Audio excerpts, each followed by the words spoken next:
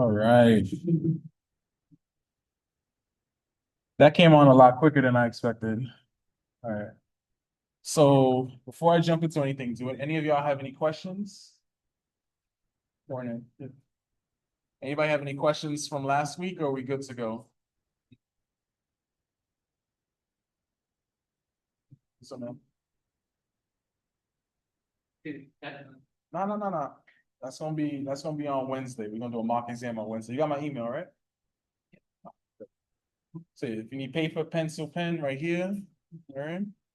So the plan for this week, we're gonna finish out our lessons today and tomorrow. Wednesday, we're gonna do a little mock exam just to see where you're at, just to make sure that you're understanding everything. And if not, we're gonna review that topic or whatever that you don't understand. And then Thursday's the big exam. All right. I asked my superiors if we could administer the exam later on in the day as to have the morning time to review, but that can't happen. So your exam will begin at 9 o'clock. All right. And then that's it. We'll see what happens after that. All right. So today we have a new lesson. As usual, I'll give you guys the packets right after. All right. Let's look at what we're looking at today.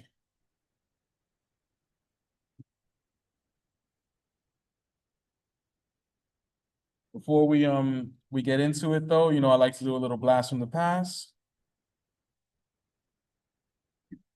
How do I do this? Tell me what to do.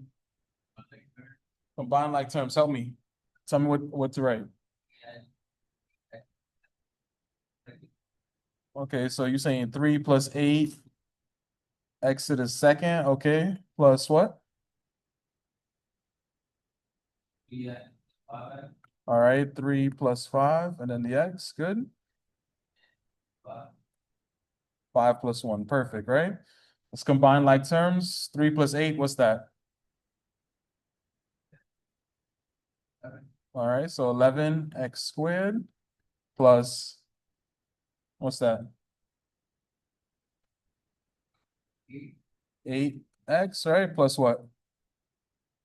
Good. All right. Questions on this, anybody? Remember how to do this? Awesome. That's what I like to hear. All right, let's try another one. Let's try another one.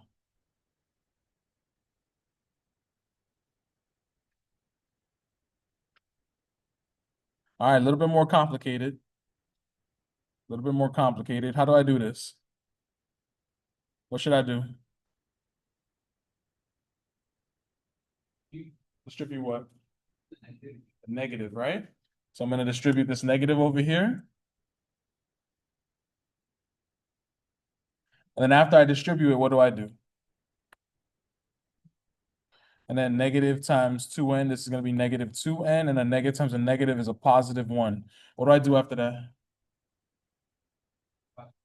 Combine like terms. All right, help me out.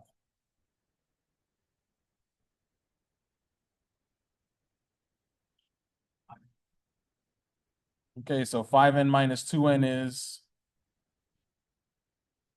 what is that? 3n, right? And then 8 plus 1, what's that? 9, right? Plus 9. That's it. Questions on this? We good? All right, cool, cool. No divide. No, no, no. Just straight up add, subtract. No? Yeah. I'm sorry? No. So all you're doing is just distributing the negative, changing the sign essentially, then you're combining like terms. Hey, I'm sorry. How do you connect this? Oh, Zoom. Oh. There is a way though, like this is how. Like if you wanted to use that or Oh, no, camera. yeah. Or if you wanted like the HDMI, there's an HDMI too. There's other ways to connect it as well. I'm just not about the physical life. Yeah. All right, all right.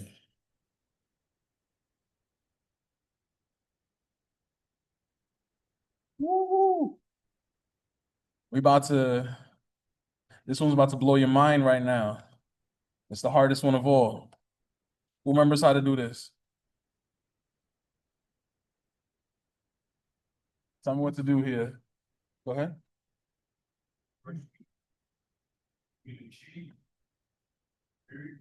Okay, help me out. Uh-huh.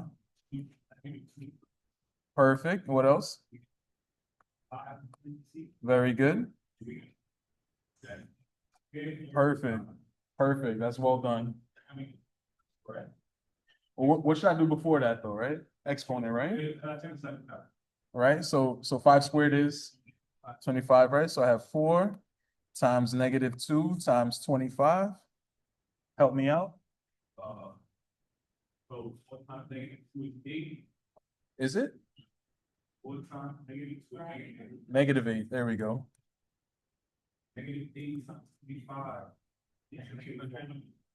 -200, right?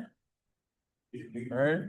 I know remember back in the day when the MTA price was $2? Yeah, yeah, yeah. Did y'all hear about January? $3? That's ridiculous, man. Ridiculous, man. Yeah, yeah. No more Metro cards too? Yo, we all walking on the bus now. Stop. Oh man. Yeah. Yo. You know what's funny though? There's some places in the world, I can't remember where, I think Canada's one, where they actually have a free like bus system. The trains you pay for, but the bus itself is free. Yeah. Yeah. Yeah. Yeah, yeah, yeah. Oh, yeah. That ferry is free. That's true. The only free things that we have. All right, let's look at what we're getting into today. All right. So the first thing we want to do is we want to determine the degree of a polynomial, right?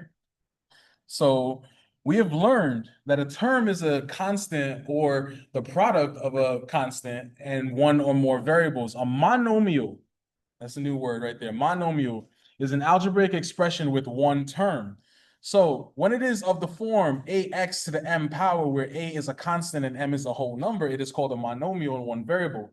Some examples of monomials in one variable are like 2x, 5y, 17z, and 4y squared. Monomials can also have more than one variable, such as 5abc and -4 a to the second, b to the third, c to the second. All right. These are the terms itself. All right.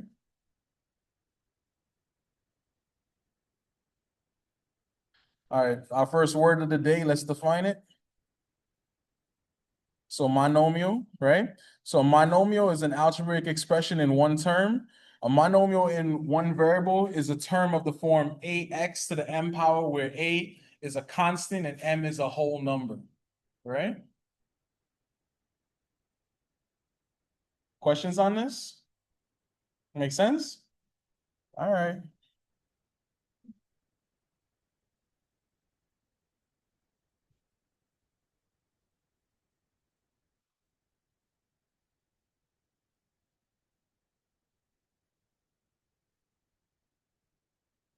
So a monomial, or two or more monomials combined by addition or subtraction, is a polynomial.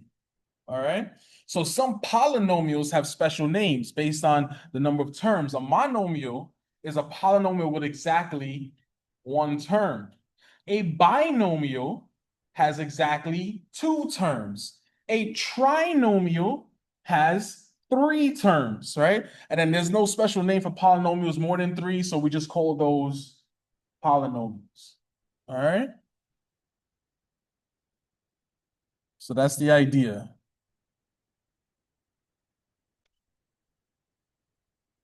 I feel like I just dropped a whole lot of vocabulary on you. Let's break it down a little bit real quick. All right. So polynomial. So a polynomial is a monomial or 2 or more algebraic terms combined by addition or subtraction. right, in a polynomial. Monomial is a polynomial with exactly one term, and it's called monomial, one, right?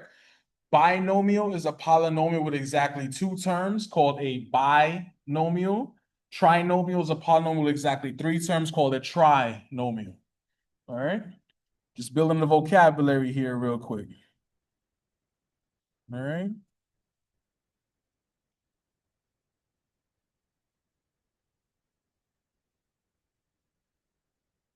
So I want to provide y'all with some examples of polynomials real quick.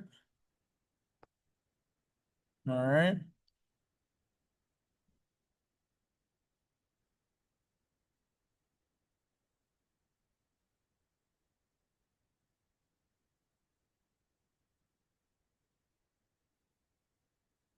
Just to show y'all what I'm talking about, right? So in our first row, right, we have the polynomials, right? Like y plus 1, 4a squared minus 7ab plus 2b squared, 4x to the fourth power plus x to the third plus 8x squared minus 9x plus 1. In our second row, right, we have the monomials, right? So 14 by itself, that's a monomial, right? 8y squared by itself, monomial, right? Negative 9x to the third, y to the fifth power, monomial, right? Negative 13, a to the third, b to the second times c, all of that, monomial, right?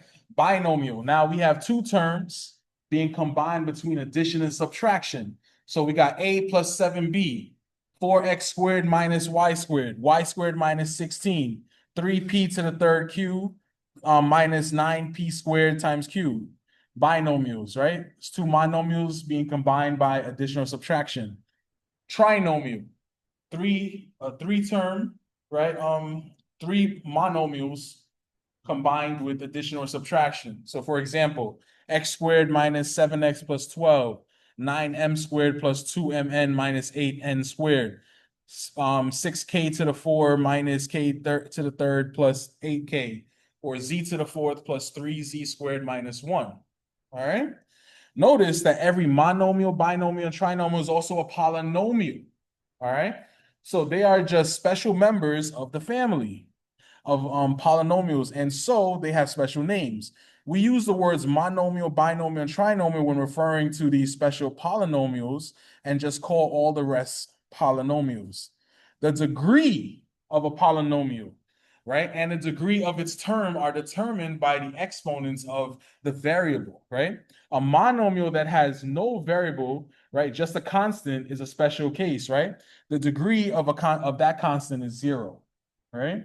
So when you see a number, I'm going to throw 14 under the bus right here because it's right here, right? There's a variable there. The variable is x to the 0 power, right? That's what they're trying to say right here. So anytime you have a number by itself, right, it's a monomial with no constant. That constant is being raised to the 0 power. All right.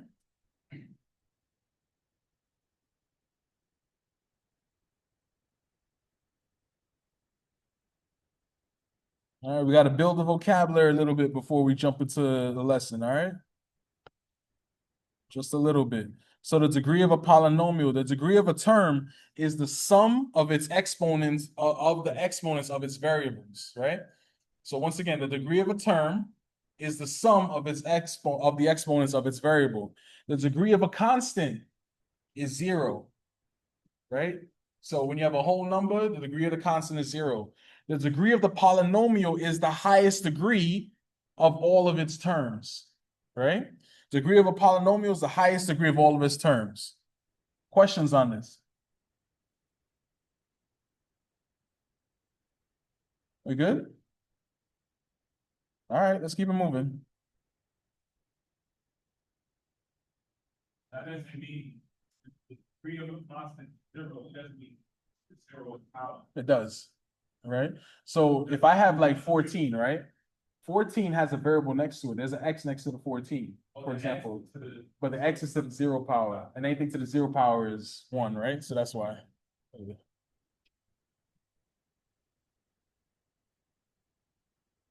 All right, we building it up. We exactly. Yep. So we're building it up slowly but surely. We're gonna get there. We're gonna get there. All right. So let's see how this works by looking at several polynomials, right? We'll take it step by step, starting with monomials and then progressing to polynomials with more terms. Let's start by looking at a monomial. The monomial ab to the second power has two variables, a and b. To find the degree, we need to find the sum of its exponents, right?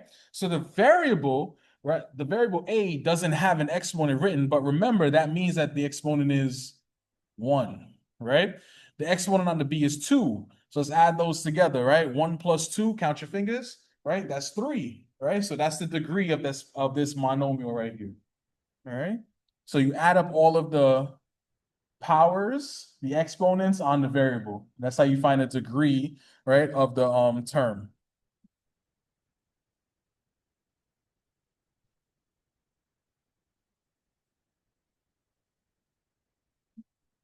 All right, let's break this down a little bit, piece by piece.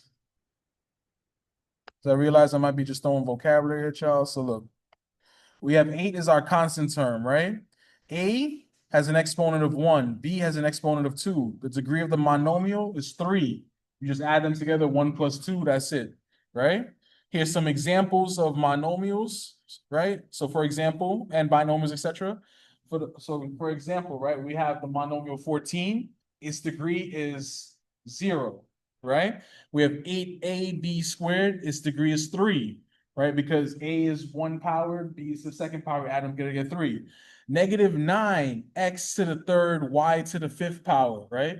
The degree of that term is 8, because we're going to take the power of 3 that's on the x and the power of 5 that's on the y. We're going to add those together, right?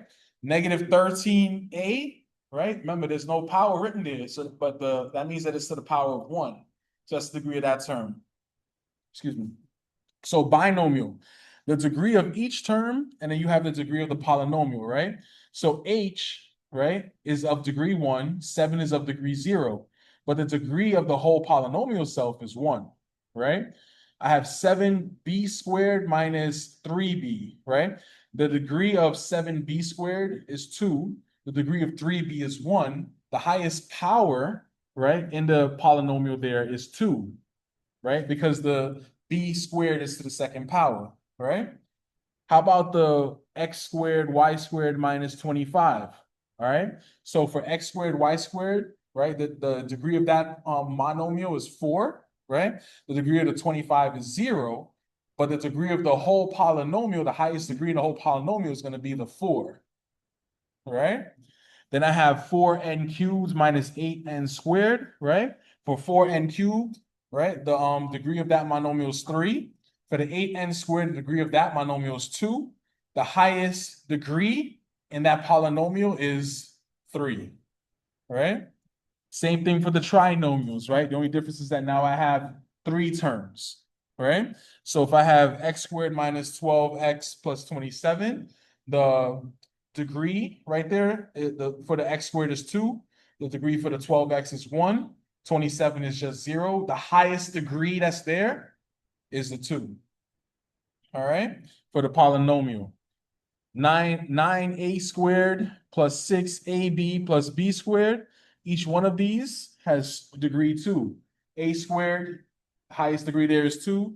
A times b is 1 plus 1, that's 2, right? And then b squared is 2. The highest degree in that polynomial, 2, right?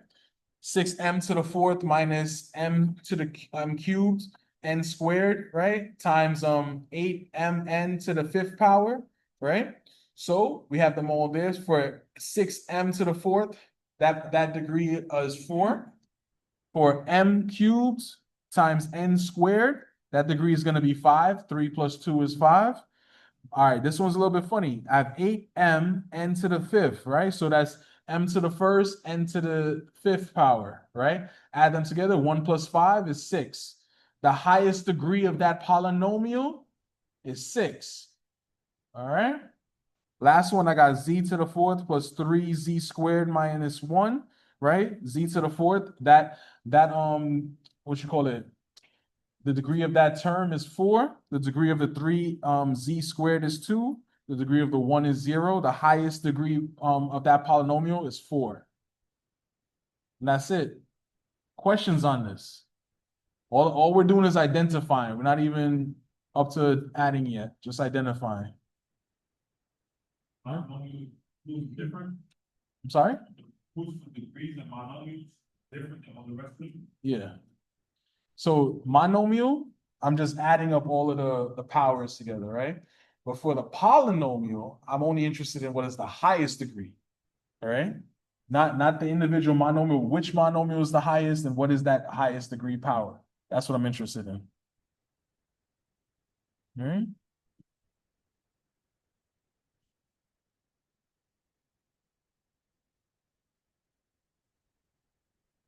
Take it up a notch, all right? Polynomial, all right? So let's say I have y minus 1. The y is 1. The 1 is 0, right? The highest degree power there is 1. I have the 3y squared minus 2y minus 5. 3y squared has a degree of 2. 2y degree 1. 5 is just degree 0. The highest degree power there is 2, all right? Last one, I have 4x to the 4th plus x to the 3rd plus 8x squared minus 9x plus 1, right? So I have degree 4, 3, 2, 1, 0. Highest degree power there, 4. That's simple. So working with polynomials is easier when you list the terms in descending order of degrees. When a polynomial is written in this way, it is said to be in standard form of a polynomial, right? So get in the habit of writing your terms with the highest degree first, right? So this is how I like my polynomials to be written in descending order. Highest power first, then the next lower one, then the next one, then the next one, the next one, until I get to the constant term, which has no variable with it. Cool? All right.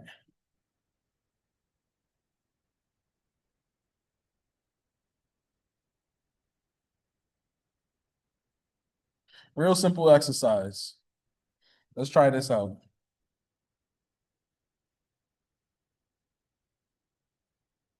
So right here, we want to determine whether each polynomial that we have down here is a monomial, binomial, trinomial, or some other polynomial, right? And then we want to find a degree of that polynomial. So let's look at A, right? A is 7y squared minus 5y plus 3, right?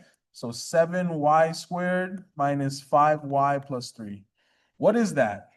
Is that a monomial, a binomial, a trinomial, a polynomial? What is it? Well, it is a polynomial, but what is it? Trinomial, right? Because I have how many terms? 3 terms, right? All right, what is the highest degree of this polynomial here, of this trinomial, excuse me? Second degree, right? Second power, very good, right? So we have trinomial, right? Second degree. All right, let's switch it up a little bit. All right, how about B, right? So for B, I have -2, a to the 4th, b to the 2nd. What is that? Is that a monomial, binomial, trinomial, or some other polynomial? That's a monomial. Very good, right? So monomial. Awesome, right? And what degree is this? 7th degree. Close. What degree is this? 6th degree. How'd you get that? The 2? The 2 degrees, right? So we added the 4 and the 2. Yeah, I got you. Got you. Right. Just the variables, that's all I'm asking, I'm adding, not the constant. Right? Questions on this? Make sense? All right, let's keep it moving. So I have 2y minus 8xy cubed. What is that? Is that a monomial, binomial, trinomial, or polynomial? What is a polynomial? Which one is it? Binomial. Very good, right? And then what's the degree power on this? What's the highest degree power there? Third. Oh, What's the highest degree power to?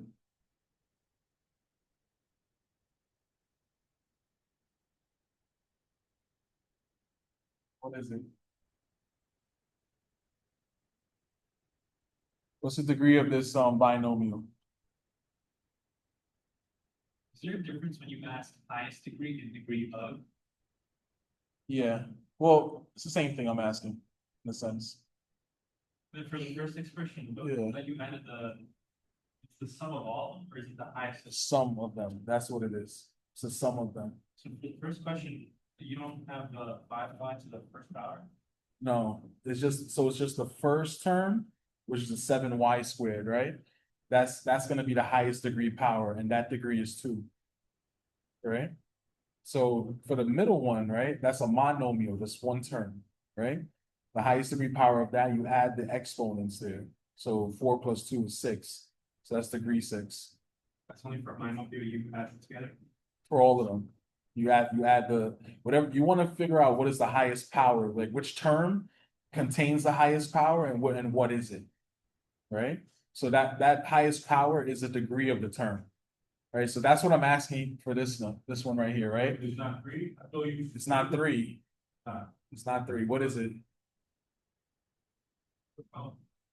I thought only binomial had. Oh.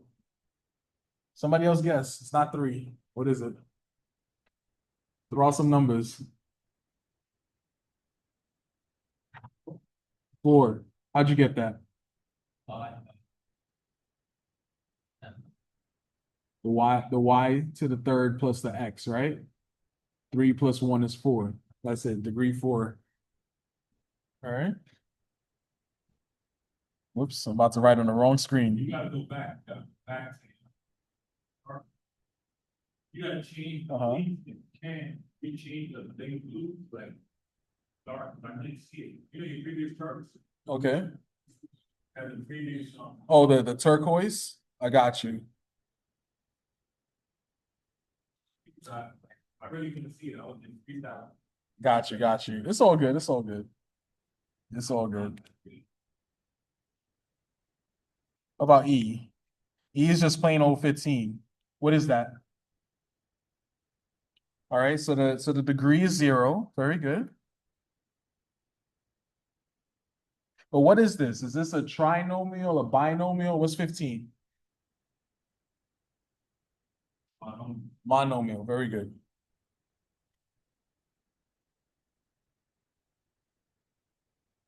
I can't spell that. Y'all get the idea, right? All right. Questions on this? So. Go ahead. You're trying to give my care about this highest expression. Right. Higher. Not the entire polynomial, no, just the one monomial that has the highest degree power. The sum of the highest degree power. That's what I care about. Monomial? Yeah. In the polynomial, I care about the highest degree power of the biggest monomial. That makes sense. Hmm? I still don't understand how D. How D is 4? Got you. So Is there in this book exponent? there is right here, x to the 1 power and y to the third. The 1 plus 3 is 4. Two of them are next to each other. Yeah. One has the next one. The next one, previous one. And the other one has the exponent in the form. Right. Yeah. That's what it is. So 1 plus 3 is 4. All right. Monomials, we add, no matter what we add, one. If you don't see that. If you don't see an exponent, yeah. Then these two are next to each other. Yeah. Then we add one. Right. Yeah. Let me see. Got you.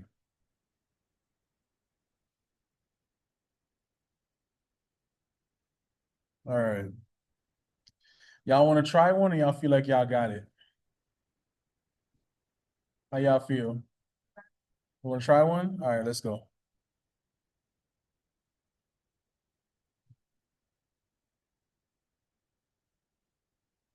Y'all can work together. Try that out. We got A, B, C, D, E. Right up there. A, B, C, D, E. Does this help? Y'all see it better or no? Doesn't make a difference? I just turned the light on. You didn't even notice anything. Alright, let me put the light other. Let me put this.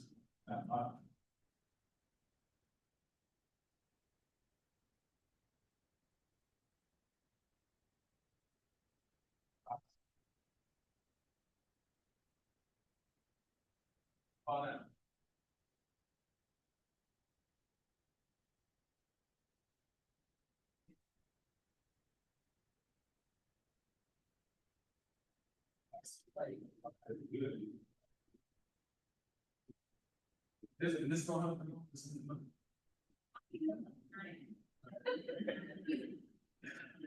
probably the only one that uses that. But let's test it. Let's test it. No difference? All right. Sometimes when the sun be coming in the window, that joint be helping. I ain't gonna lie, like.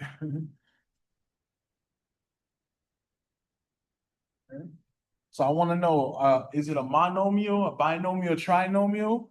And I want to know what is the degree of the polynomial. All right? Y'all can talk, y'all can walk around, work with each other. Right? When in doubt, choose B. Right?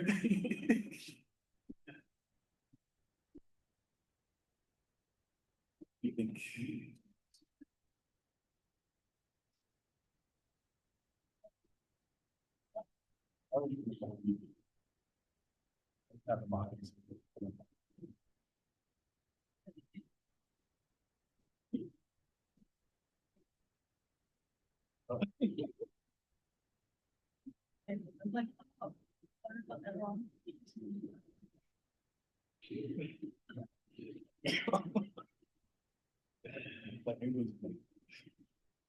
On the final, I was like, I'm thinking, I'm not gonna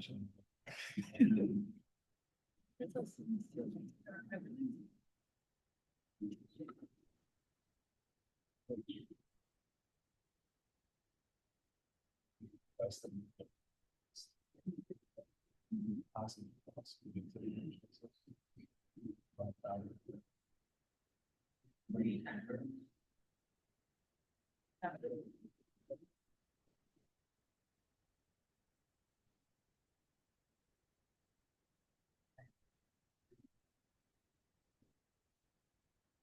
I had this done already, but I told this guy.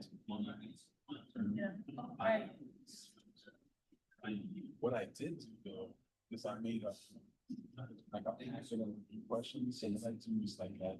All over, I'm not sure. Questions. Yeah.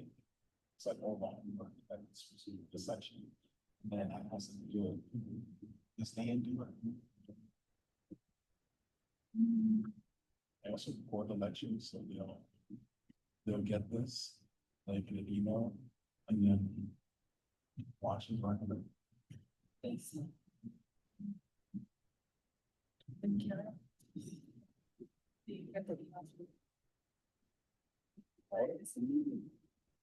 To be honest with you, I email my classes. So like here. We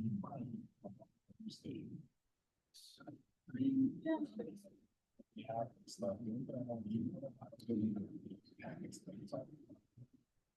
So like, I hope we have enough knowledge and sound stats to do that discussion. So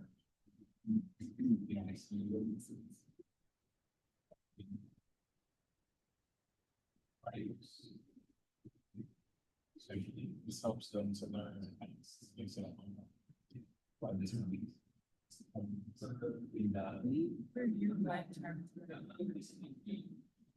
One day looked good, and the next day. I was thinking, how many times does it take? Like, I was just like, my times I have to go to problem. But it's definitely more than like 7. We did just 7 problems and problems. So I was like, okay, actually, no, we did. will be like 15. There were different types, that's for each, this is all of the. Examples where about maybe down to that.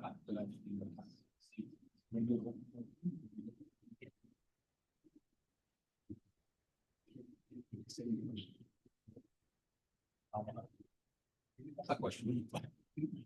To search for like the degree of the polynomial, do you have to add the exponents? Yes. Hmm. Or- So that one would be 10. 10, exactly. That will be 4. Okay, But down. you go for the one with the highest. Highest, exactly. So And that, then that's gonna be the degree of the polynomial, So this one is of degree 4. right? For This is, the, right, this is degree 4, degree 3, degree 2. But the one that I'm interested in is the highest one, so. which degree is 4 the the degree of the polynomial, which is 4. Right. Okay. But when you factorize, then you go by the, Oh, we're not there yet. We're not even gonna cover that. That's another. it's a bit different. Another talk. Because let's say here, then the degree of the polynomial is 3, and then you usually have only the one variable. Yeah, Because if you have this, then you still have, you're still gonna work with like the 3rd degree. yeah. This is purely just identifying. No math on this. Okay. The idea here is that I want them to be able to understand what are like terms. So once they know what a like term is, then you can add them together or subtract them. That's the lesson today.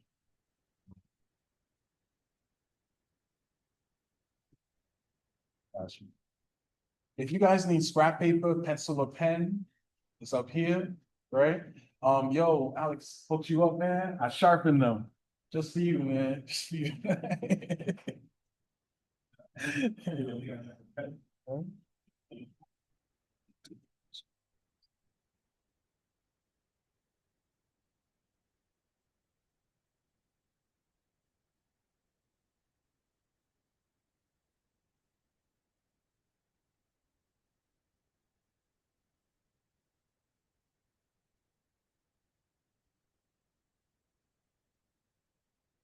What do you like?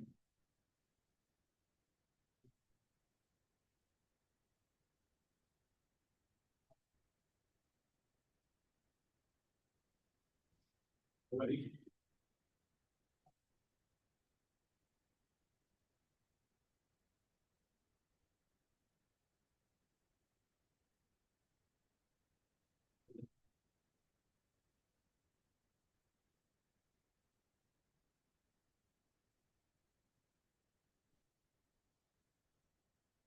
So how are we feeling? Are we done? Or we need a couple more minutes? Good? All right, let's go over this. Woo! A.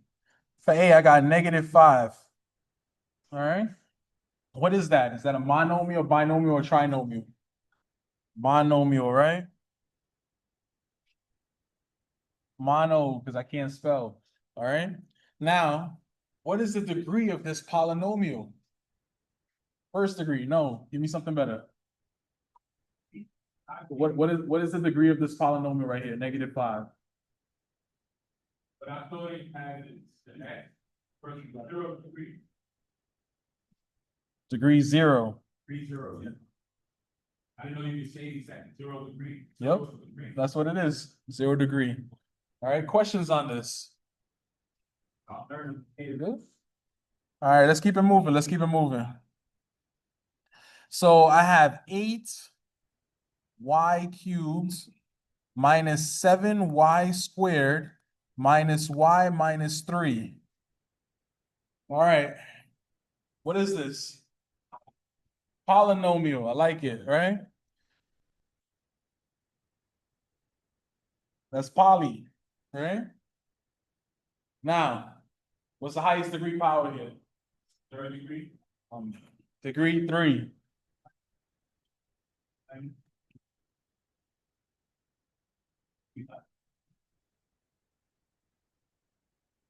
in the bottom, we have, right? So the highest, the term that has the highest power is the first term. And that term is to the 3rd degree power. Right? Just like that. If there was another variable next to it, I would have added those powers together to get the degree of the polynomial. All right? It was next to each other. Right. Mm-hmm. All right, I'm gonna go with the BCC green. BCC green. So I have -3x squared y minus 5xy plus 9xy cubed. Yeah, man. Bronco all day. Bronco all day. So, the fourth degree, Fourth degree. Good job. trinomial. Or So trinomial, fourth degree. Very good.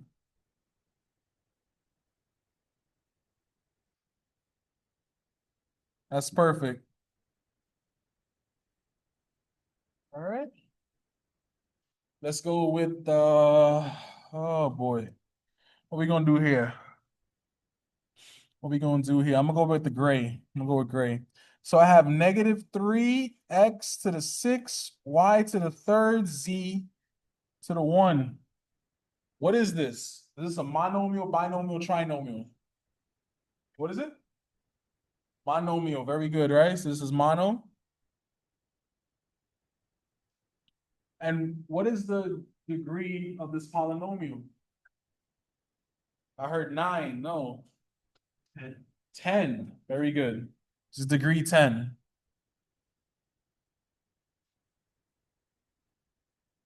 Questions on this? Which one? D. I skipped D? Oh, shoot. Whoops. Good eye. Oh, man. I ain't cleaned my glasses this morning. That's what that is, right? Let's go with this. What do I have? I have 81 m squared minus 4 n squared. What is this? It's a binomial. Very good. Go ahead. Yes. Why is it 10? Why is that a one? The z is a 1. Yeah. So 6 plus 3 plus 1, 10.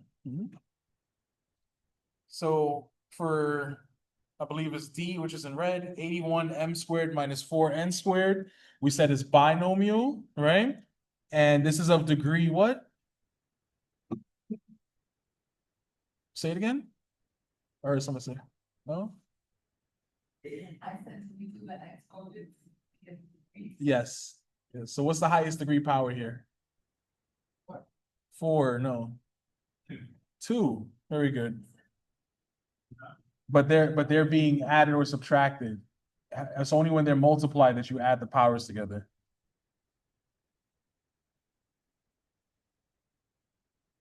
This is degree 2. Questions on this? Good? All right, we about to take it up a notch. Or down a notch, however you look at it, right?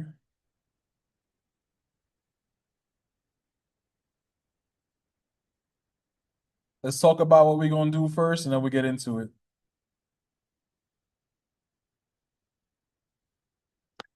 All right. So we're gonna add and subtract polynomials. So we have learned how to simplify expressions by combining like terms. Remember, like terms must have the same variable with the same exponents. Since monomials are terms, adding and subtracting monomials is the same as combining like terms.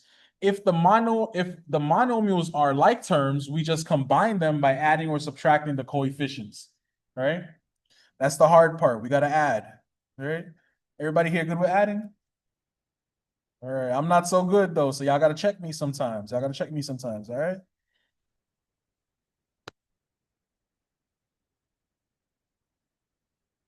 You know, especially with money. Sometimes I'll be looking at my bank account, adding zeros and stuff, you know, just to make myself feel good, you know, build the ego a little bit, you know? So let's look at this. I have 25 y squared plus 15 y squared. All right. Now let's make an observation. I have a variable in both. Both of these terms are raised to the second power. They are like terms. So therefore, I can add them together by just adding their coefficients. So that's the number that's in front of them.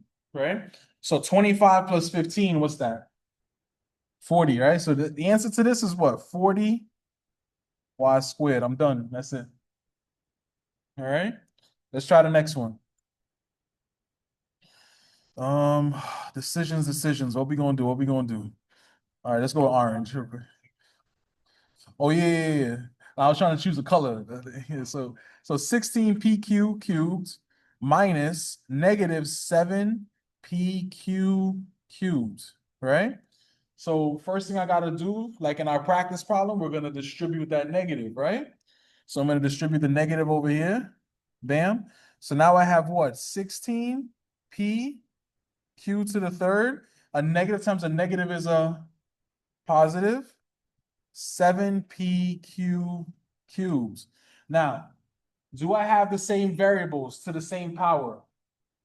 Right? So that means that they are like terms. So all I have to do is just add their coefficients. 16 plus 7, this is where y'all gotta help me out. I don't know, 16 plus 7, what's that? Like 20, what? 23? All right, 23. So 23 PQ cubes. That's it. I'm done.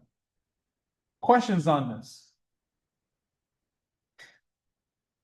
So this combining like terms, that's what we're doing here. Everybody good? Nah. No? All right. Y'all want to try one or y'all feel like y'all got it?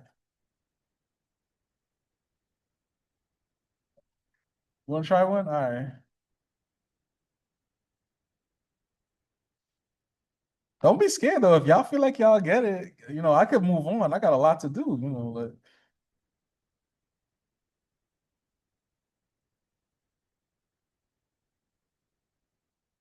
all right, go ahead, try that. I gotta make sure to give y'all the hard questions. I don't want to be embarrassed. Give y'all the hard.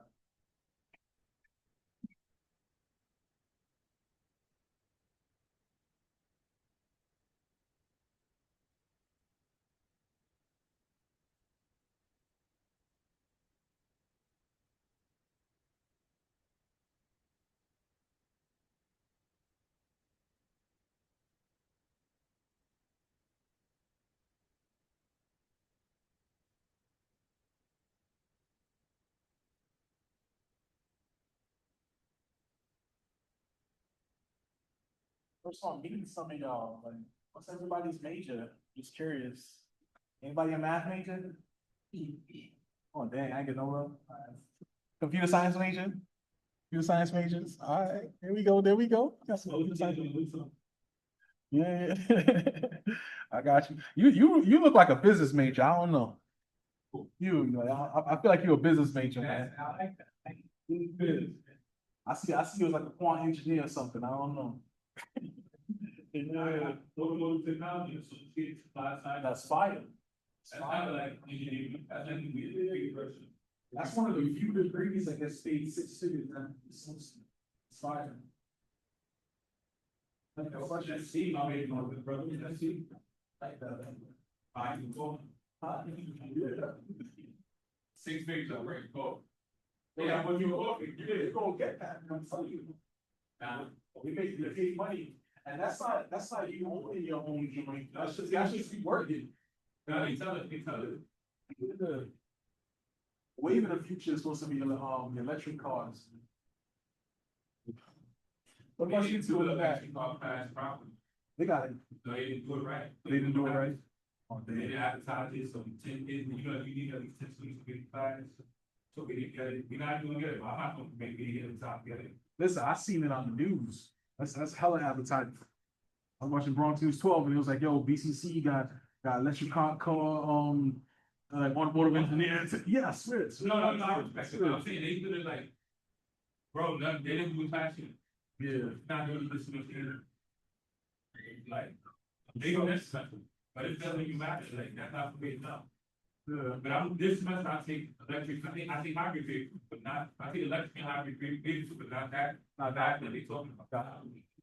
That's how I do it. Maybe they invite you back after you graduate. Now they probably would. What about y'all? What's y'all major? Paralegal. I like that. What about you? Gotta keep it high.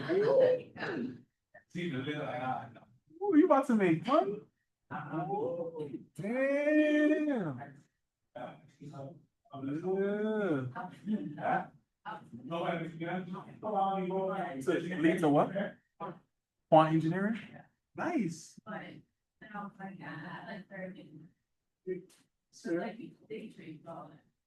True. True, you could do that. Right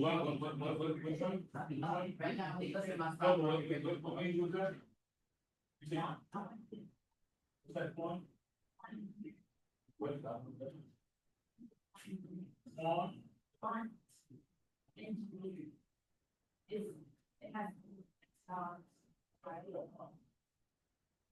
So look, long story short, you build a machine that'll invest for you, and you just put your money in the account and just watch it grow.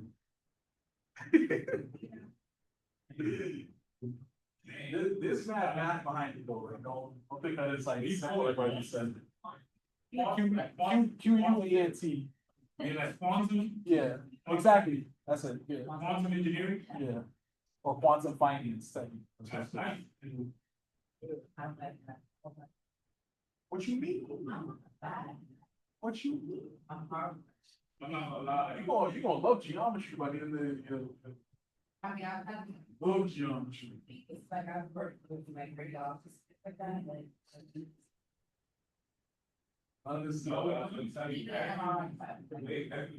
Like city service, again, it's on. Older. If you want that six figure, you gotta pass the test first. Like, that's the only thing they doing, they put on the test in front of you. Now they do. Like, even if you do like to be civil service, I gotta take a civil service exam, and they gonna ask you back what you. Every test they ask to be stationary engineer, to the buildings, you gotta answer a math question. Like, that's beast. You know what I would do if I was you though?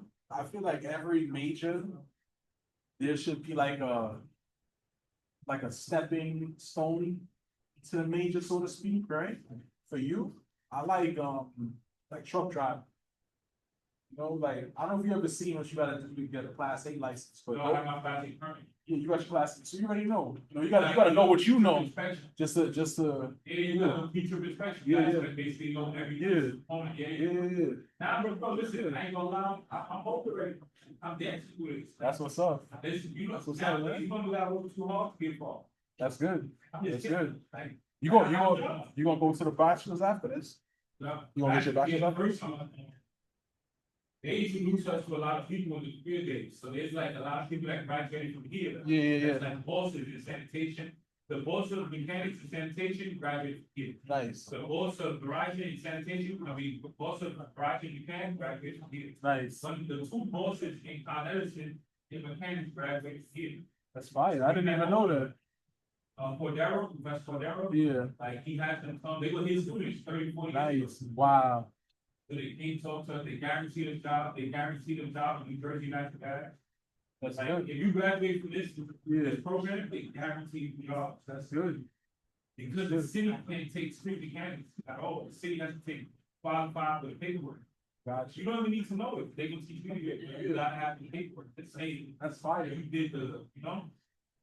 And you don't have to do no TCI upskilling, none of that. You good. Nah, they send you, whatever, dealership or place you go to, they gonna send you to their school. Got you.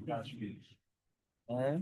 You don't really have to come here, when you go to the career fair, Yeah. no disrespect, like BMW try to steal you, like, oh, I'm going to school, you go to high school, So you know what I tell a lot of students? BMW got a school / mechanic shop, whatever, over in Long Island.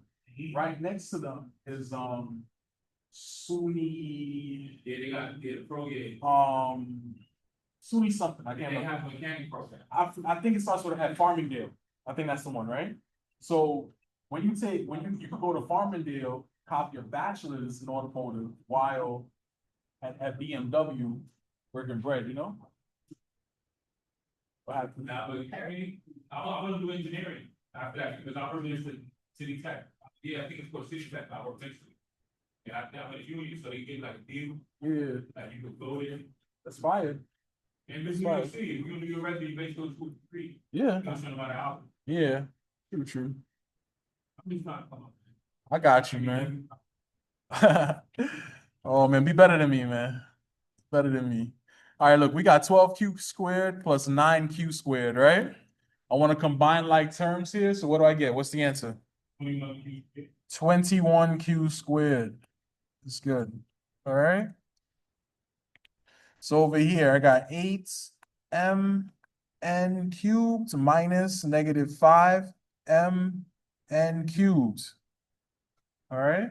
What should I do here? Positive, right? So we're distributing that negative. So I have 8m n cubes plus 5m n cubes. Combine like terms, what do I get?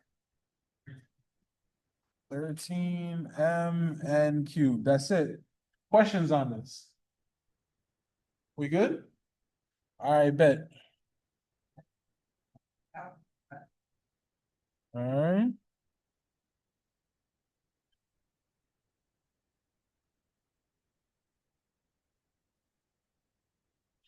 Since y'all are good now, y'all know everything. Help me out with this. Help me out with this. This is a little bit more complicated. Tell me what to do. I got just a recap. Hold on, let me just scroll up a little bit. So I got a squared. Let me try that again. I got a squared plus 7b squared minus 6a squared. All right? Yes, help me do that. I'm struggling and I ain't got no calculator. Well, y'all don't get a calculator either, though. We in the same boat. Damn. All right. A squared. That answer, 6a squared. Good. So what does that become? 5a squared. Negative 5a squared plus 7b squared, right? That's it. That's my answer. Positive 1 plus negative 6. Yeah. Right. How about B? Let's take a look at what B is. B is u squared v plus 5u squared minus 3v squared. All right. Help me out. There's nothing we could do? That. This is what you can do. Bam, that's your answer. That's it. You don't write. Nope, it's not undefined. It's already 5. Right. It's already as simple as it could be. All right. Questions on this? All right. Everybody moving by, right? Oh man. They better get some food over here. That's what they need to do, man. They better get some food over there. That's what they need. That's what they better do. Nah. To be honest with you, y'all know that there was snacks the whole week, right? I didn't know that. They had chips and cookies and water right here on what was it, 120? Something like that? In the room. Just walk in and grab it. I knew it. I walked past the first day I came, I told you I had snacks up there, but I didn't know. It's in 120. It's for y'all. I didn't know. I'm sorry? Yeah, it's as simple as it's gonna be. Nah, it's this one in 120 down the hall right now. You got it right now? Yeah. I ain't gonna, I'm starving. Okay. They got chips, they got granola bars, water, all of that. Just walk in the back of the class. Don't walk in the front. Just walk in the back. Yeah, 120. What's your name? I'm Chris. Chris, my name is Chief. My name is Chief.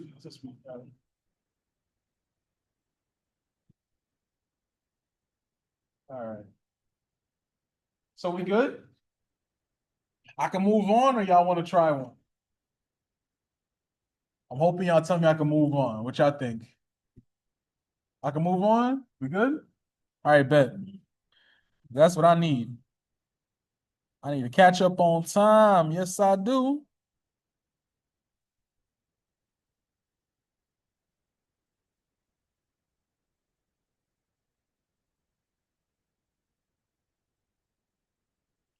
All right, so we can think of adding and subtracting polynomials as just adding and subtracting a series of monomials. Look for the like terms. Those are the same variables and the same exponent. The commutative property allows us to rearrange the terms to put them in like term, to put like terms together, right? So what this is saying is you can put the like terms next to each other and add them before like adding them, or if you could tell by looking what to do, then go ahead, do what you know how to do.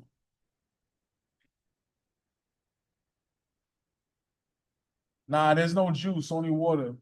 But they got granola, they got chips, they got Chips Ahoy, Lay's potato chips, the yellow kind, you know, all that stuff. I'm trying to be good. I got you, I got you. I got you, I got you. Okay.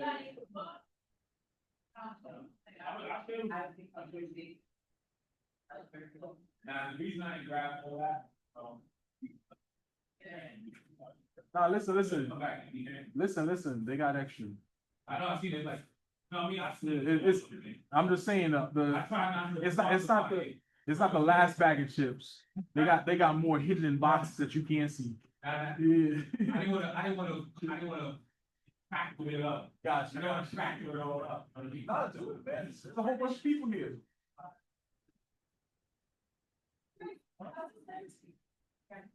It's great. You did not be good.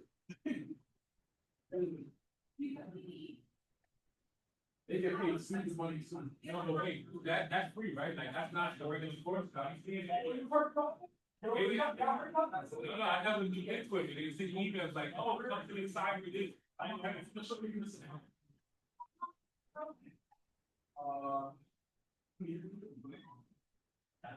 So here's the issue, right? Like 1 year, you got reverse. Oh, so-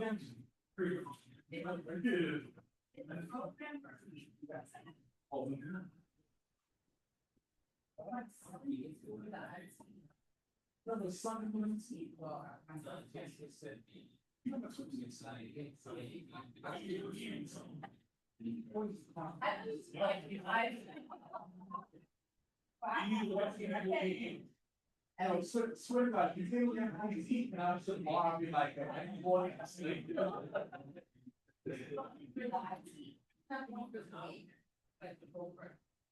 Yeah. Yeah.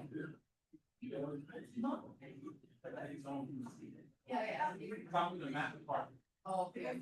but here's what I'm thinking, right, for the great podcast and the reviews, and, they can educate the choice from that. Well, And people, they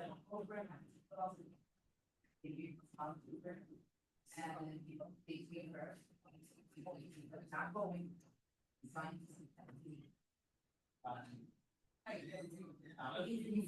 let me show y'all something. I'm gonna show y'all something real quick.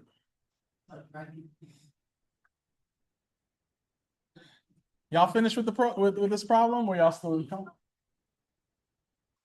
I got you. Cause I'm gonna take it off for a second just to show y'all something cool. Y'all probably want to see this. Y'all probably would want to see this. Oh shoot! I don't know why I did that. And they give you like multi-IA, what? Yes. 8 plus, S plus, N plus. Here. Yeah. Even A+, Yeah. security. No, those are the certificates. So with those certificates, you can work.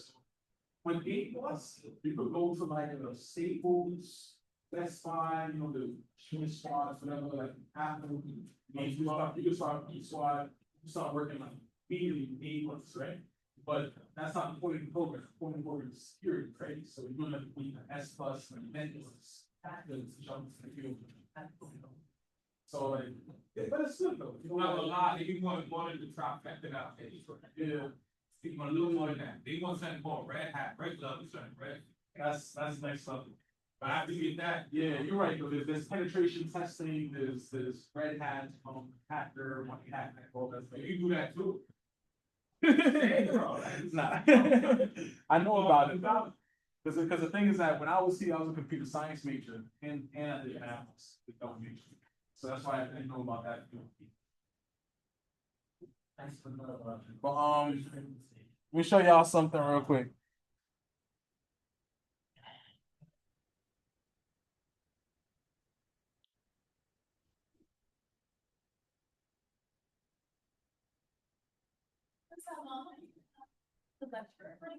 The lecture? I mean, if I could finish by 12, hallelujah. If not, then I'll just keep going until I finish everything. Like I have to do everything today, you know? So if you Google CUNY and reconnect, there's a SUNY reconnect also if you're interested, right? But let me just show y'all something real quick. What it say right here? Not too good at English. All right, free, right? So some majors in the community college became free starting next semester, right? So I'm just showing y'all the CUNY ones because we CUNY, right? Yeah. All right. So anyway, these are like all the programs in CUNY that are free. You could just kind of click here to click on Bronx Community, boom. So these degrees are now free at BCC. All right, all of that. What do that mean? Yeah. Oh, you still got to do that, of course. Yeah. But But it's it's like, gonna be free next, like, after we done, like, if you ain't, like, so when you be free, after I take this degree, I can come back and take my free. no, your first degree is free. That's Okay. it. Yeah. But I'm just saying though, like starting this fall, you know, like it's about to be free. So what does that mean, right? So let's talk about your degree, radiology, right? So they just made that free. That means that everybody and their mama gonna come up in here, right? So the competition about to be real. You know, that's all that means. But to be honest with you, with the exception of radiology, the rest of these degrees don't really have competition like that. If you want to do it, they give it to you. You know? Yeah. That's my little tidbit for today. That's our commercial break. Y'all can thank the governor for that. She made this all free. All right. Actually, I don't think she running. Yeah. It's the mayor. Yeah. Yeah. But she not running for our Yeah. Yeah. Yeah. I don't know. We gotta think about that. All right.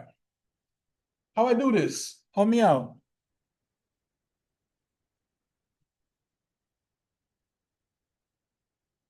Nobody gonna help me? We don't know how to do it? All right. First thing you're gonna do, because it's addition, drop the parentheses. Just drop the parentheses. This is 7y squared minus 2y plus 9 plus 4y squared minus 8y minus 7. What am I gonna do? Tell me. All right, so what are the like terms? Good. What's 7y squared plus 4y squared? All right, so I have 11y squared. Then you got 8y, which is not like So you have a negative 8y, and what else? 9. And negative 2y, very good. So negative 2y plus negative 8y is?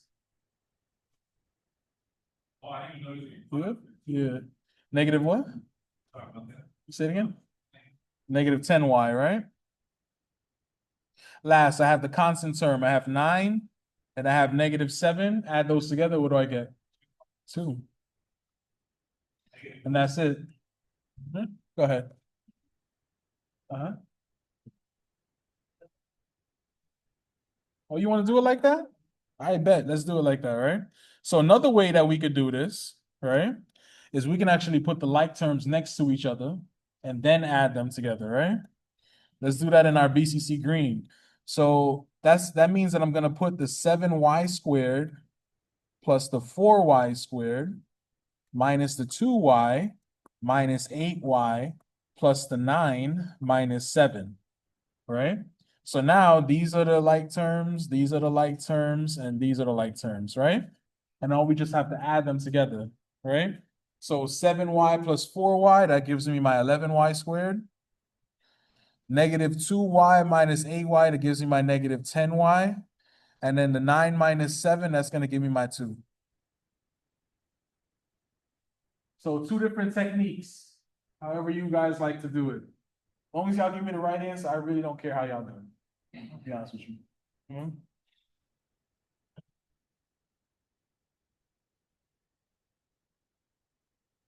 So no questions? I can move on, or y'all want to try one? Move on? Everybody agree? Move on? We need to try one? All right. Bet. Y'all let me fly, I'm gonna fly, just letting y'all know.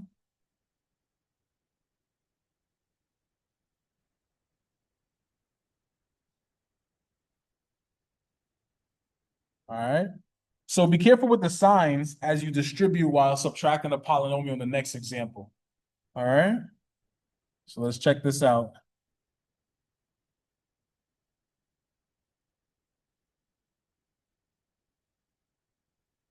So tell me what to do.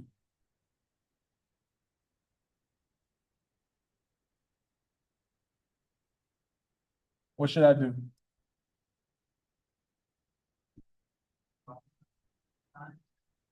Before, how can I drop the prints? What should I do before that?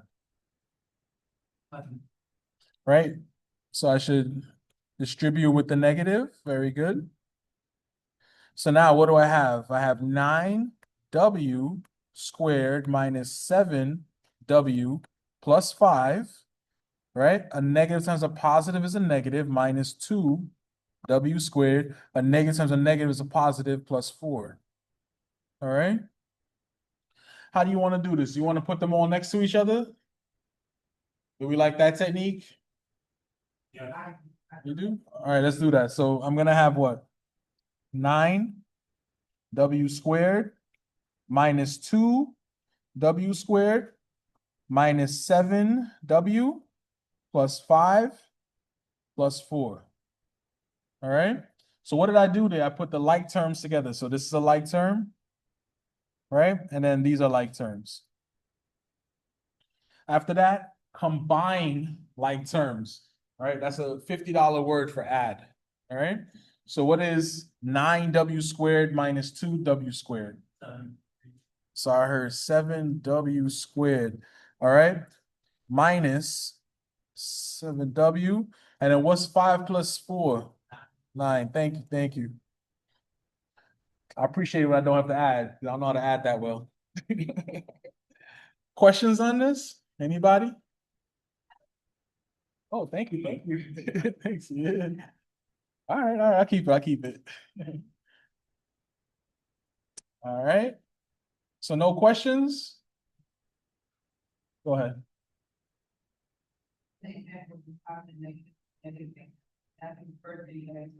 Yes. First do that, then you can switch them around. Mhm. I can move on, or y'all want to see another one? Say it again. Move on. Everybody good? We'll move on? All right.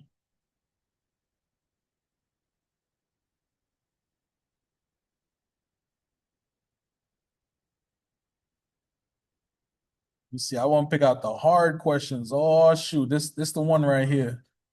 This is the one right here. Y'all ready for this? This got U's and V's. U's and V's. What should I do with this? Don't overthink it. It's just like the other one.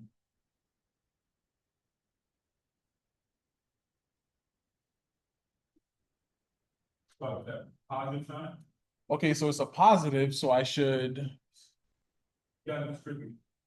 I can't distribute a positive. I'm gonna, You don't distribute, no, I'm just you gonna, add it to the 3u squared, yes, essentially. then you just, But- since you add it, you just take out. That, thank you. That's what I wanted you to say. Drop the parentheses, right? So I have U squared minus 6uv plus 5v squared plus 3u squared plus 2uv. All right. Let's rearrange our like terms. Oh, thank you, thank you. I'm confused with statistics a little bit. That's why I write them like that. So I have u squared plus 3u squared, right? Then I have negative 6uv plus 2uv plus 5v squared. All right, now let's combine like terms. All right, u squared plus 3u squared is 4u squared. Very good. Negative 6uv plus 2uv is negative 4uv plus 5v squared. That's it. That's my answer. All right. Questions on this? Anybody? Good? All right. Another one, or y'all, or I can move on. Move on? Another one? All right, I got you. All right.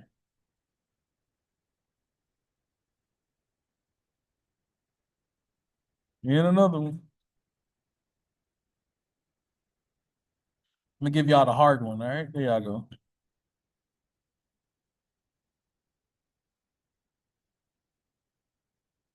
Try that out, try that out, try that out.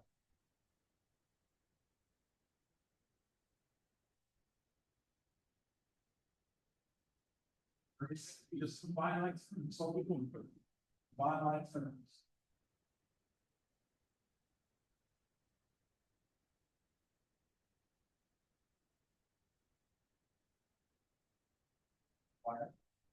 Oh, balance well, but it might not be.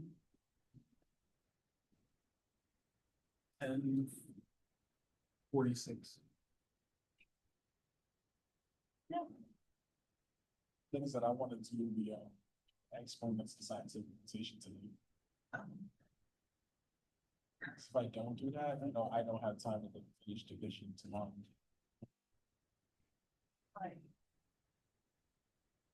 Like same thing like adding subtracting the multiplying dividing.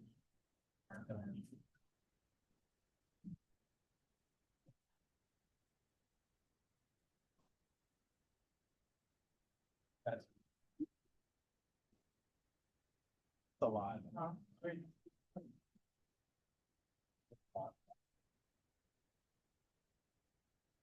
That's true. Make sure you have make sure you have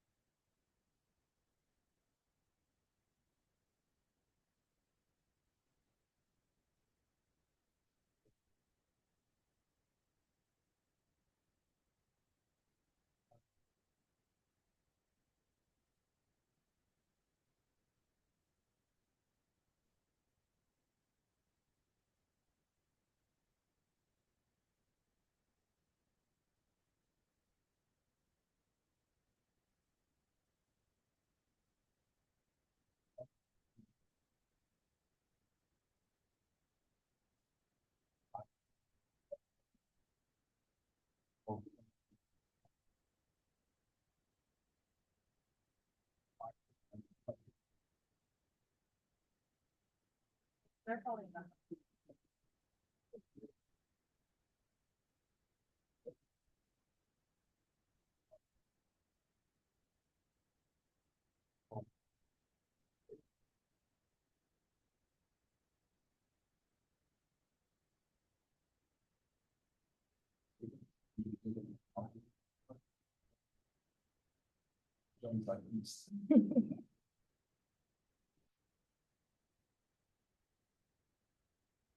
Sorry. Ready?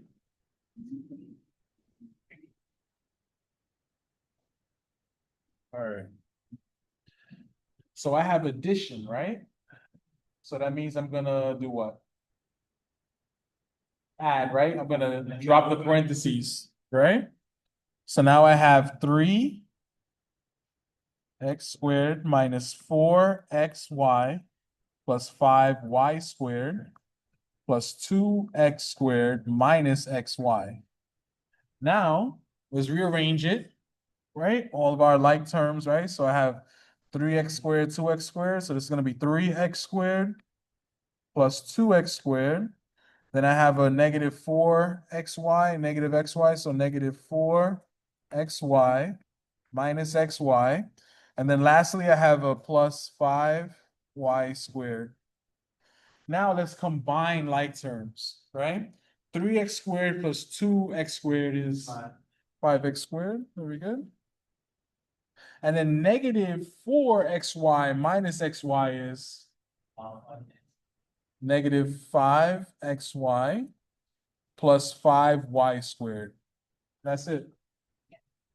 All right. Yeah. Yeah.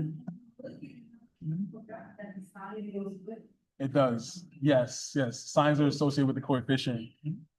Yeah. All right. Go ahead.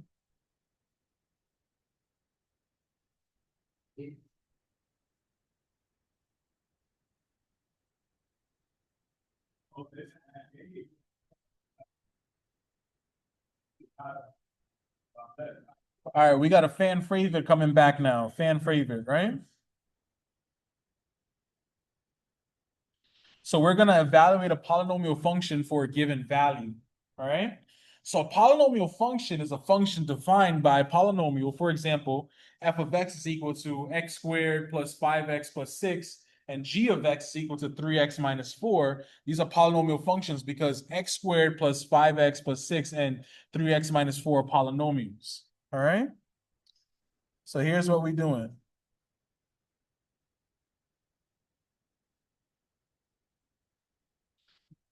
So a polynomial function is a polynomial function, a polynomial function is a function whose range values are defined by a polynomial, right? Very simple.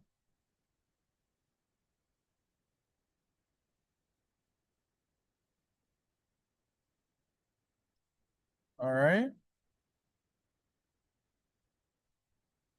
So when we looked at the graphs, you remember the y equals mx plus b, right? Where we first introduced functions, we learned that evaluating a function means to find the value of f of x, right? For a given value of x. To evaluate a polynomial function, we will substitute the given value for the variable and then simply using the order of simplify using the order of operations, right? Blah, blah, blah, plug it in. That's all we're doing, all right?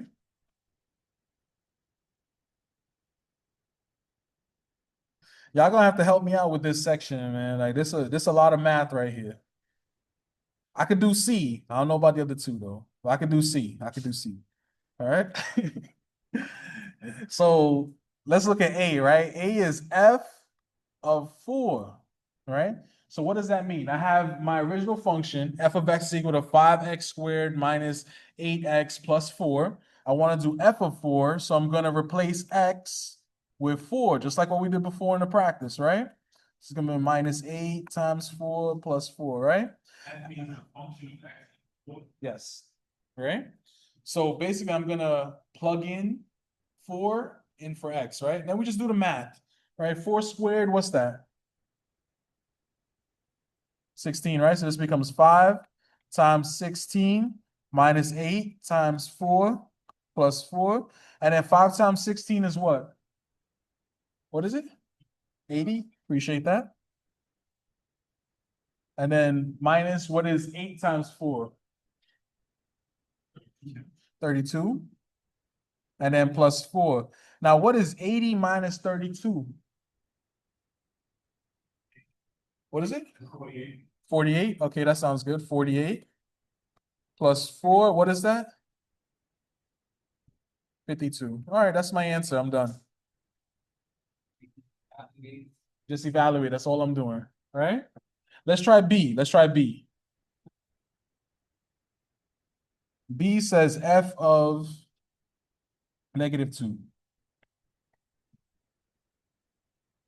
So if I'm doing f of -2, this is going to be what? 5 times -2 squared minus 8 times -2 plus 4. All right? Tell me what to do.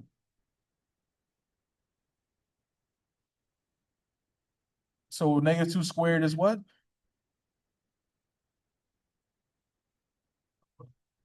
+4, right? So this is 5 times 4 minus 8 times -2 plus 4. All right, help me out. What's 5 times 4? What is it? 100? 20, right? Thank you. So this is 20. And then plus 16, very good. Plus 4, right? And then 20 plus 20 is 40. So this is 40, right? Questions on that? All right, this next one, I don't need your help for it. I think I got it. I think I got it. All right. So this is going to be f of 0. All right. This is about to be 5 times 0 squared minus 8 times 0 plus 4. All right. All right, let's do it. Let's do it. So 0 squared, I know it's 0, right? It's going to be 5 times 0 minus 8 times 0 plus 4. Yeah, it is. This is about to be 0 minus 0 plus 4. So our answer is 4. I felt good doing that by myself. Yeah, it could happen. It could happen. All right, so we good? Y'all want to see another one or I can move on? Move on? Thank y'all. Appreciate y'all. Y'all so sweet. Y'all hooking me up. Yeah. Woo. And with that, we finish half of our day. Hallelujah.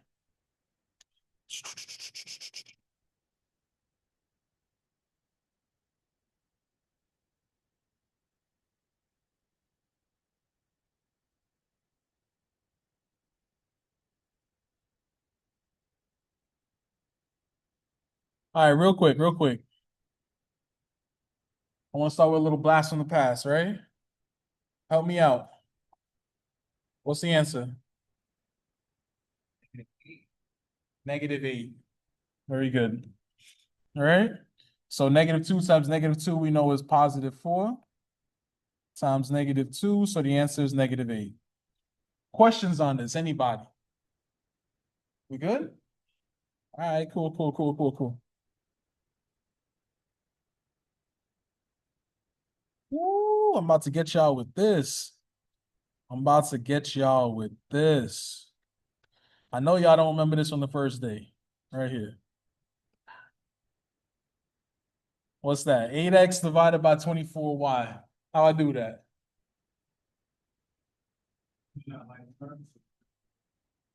But what is the like here? They both have, Like, wait, what do they have similar? They both have, they got a 2, 4, and 8 similar. okay. They have 8 similar, yes. Yeah. Right? So I could rewrite this as 8x over, what's this? 8 times, what's that? 3y? Right? And then 8s will cancel. Right? So this is what? X over 3y, right? Simplifying. Right? 3xy? No, it has to be like that. I want the greatest common factor, right? Now look, if you looked at this and you was like, yo, I have no idea, right? But you recognize that 2 could go into the top and 2 could go to the bottom. You just pull out 2, right? If I pulled out 2, Let me do that real quick. If I pulled out 2, this would become what? 2 times 4x over 2 times 12y, right? So all that would happen is what? I would just kill the 2's. But dang, it looked like 2 could go again. Let me do it again. Let me do it again, right? So I'm gonna pull 2 out again. So this becomes 2 times 2x over 2 times 6y. Kill the 2's. But hold up, it looked like 2 could go again. Let's do it again. All right. So this is gonna become 2 times x over 2 times 3y. Kill the 2's. And what am I left with? X over 3y. All I care about is that you give me the right answer. I don't care how you give it. If you want to do it in pieces, go right ahead. If you can see that the greatest common factor was 8, and you pull that out, go right ahead. I don't care. All right? Questions on that? You good? All right, let's keep moving.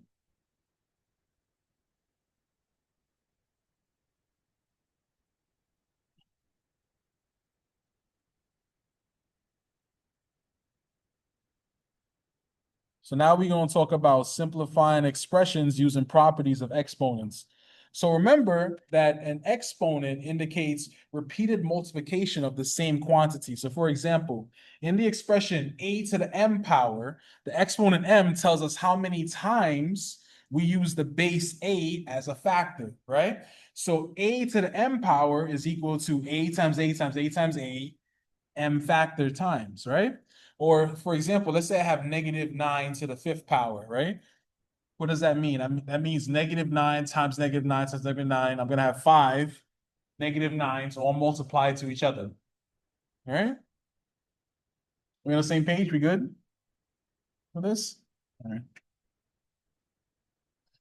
Let me know if I lose y'all.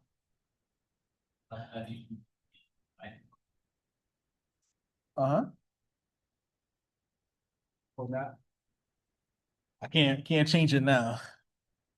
But I will change it in the future. I got you. So let's talk about exponential notation, right?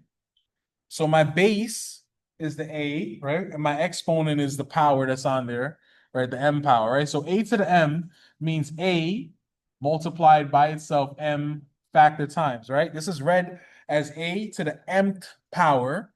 In the expression a to the m, right? The exponent m tells us how many times we use the base as a factor. All right? Hello. Oh my I got you. Thanks. But I'll take more if you want to give me. Yeah. They have a sharpener upstairs, if anything, so we can sharpen upstairs. Don't mind me. Okay, no problem, no problem.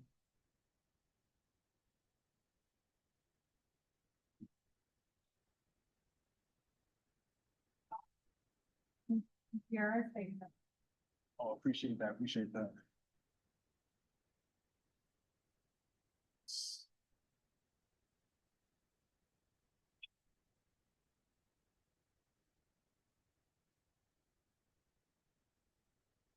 Kiara, we combined the classes, so Yes. got it, okay, awesome.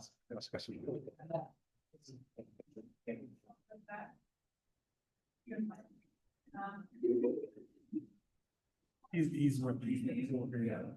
Do me a favor, and you the masters, like final case, like I want everybody, I want 4 units. Okay. I want the emails from everybody, that's specifically what I want. Huh? M, yeah, a to the m power. Yep. All right. So when we combine like terms by adding and subtracting, we need to have the same base with the same exponent. But when you multiply and divide, the exponents may be different. And sometimes the bases may be different too, right? First, we'll look at an example that leads us to the product property. All right. Okay, which one, the base is the index, we call that? The index is the power on it. Index of power. Yeah. So let's take a look at this.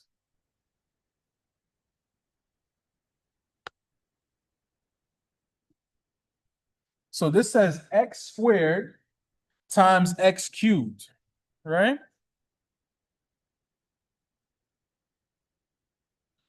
I'm just gonna rewrite it up here.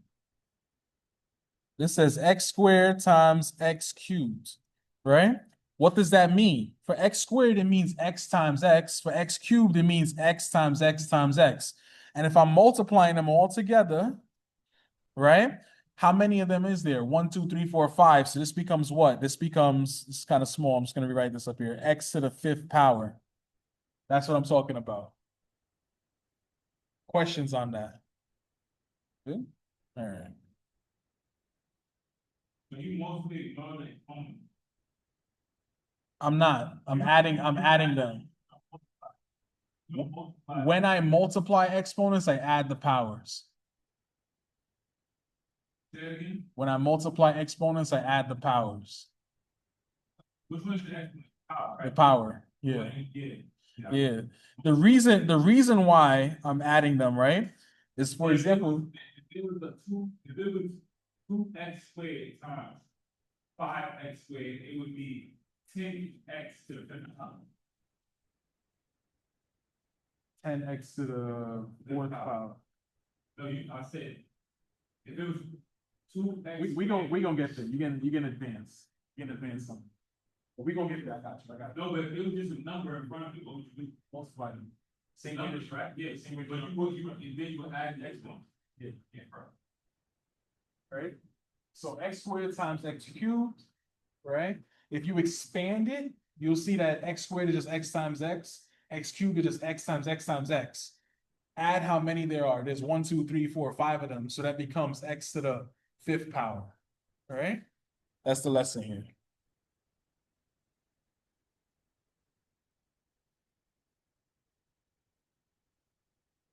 I know my handwriting not pretty, so here you go. So notice that 5 is the sum of the exponents 2 and 3. We see that x squared times x cubed is x to the 2 plus 3 power, or x to the 5th power, right? The base stayed the same and we added the exponents. This leads us to the product property for exponents, right?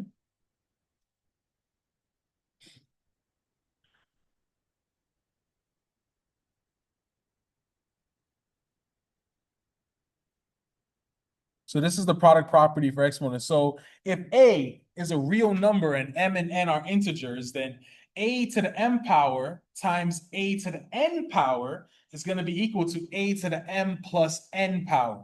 So to multiply like bases, add the exponents. Go ahead. Mn. Yeah. If you want, you can take a picture of it. I don't care.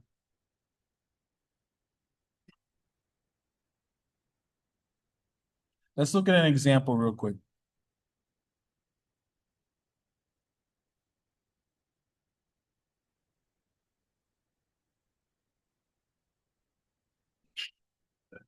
Let's see. So for a, right, I have y to the 5th power times y to the 6th power. What's that going to become? Y to the 11, right? So y to the 5 plus 6 power, which becomes y to the 11 power. Questions on that? Good? All right, let's try the next one. So I have 2 to the x power times 2 to the 3x power. This is going to become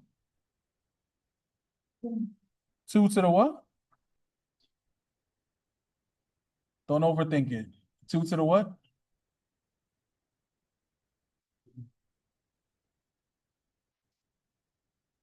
Perfect. And then help me out. X plus 3x is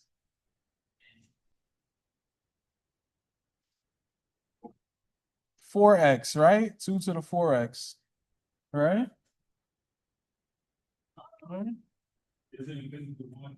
Exactly, right? Going back to the quant stuff, right? The quant finance forex, good asset class to learn.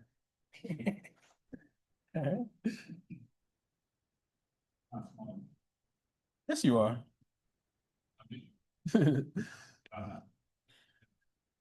There's people who know far less math than this that could do that and make stupid money doing it. Yeah.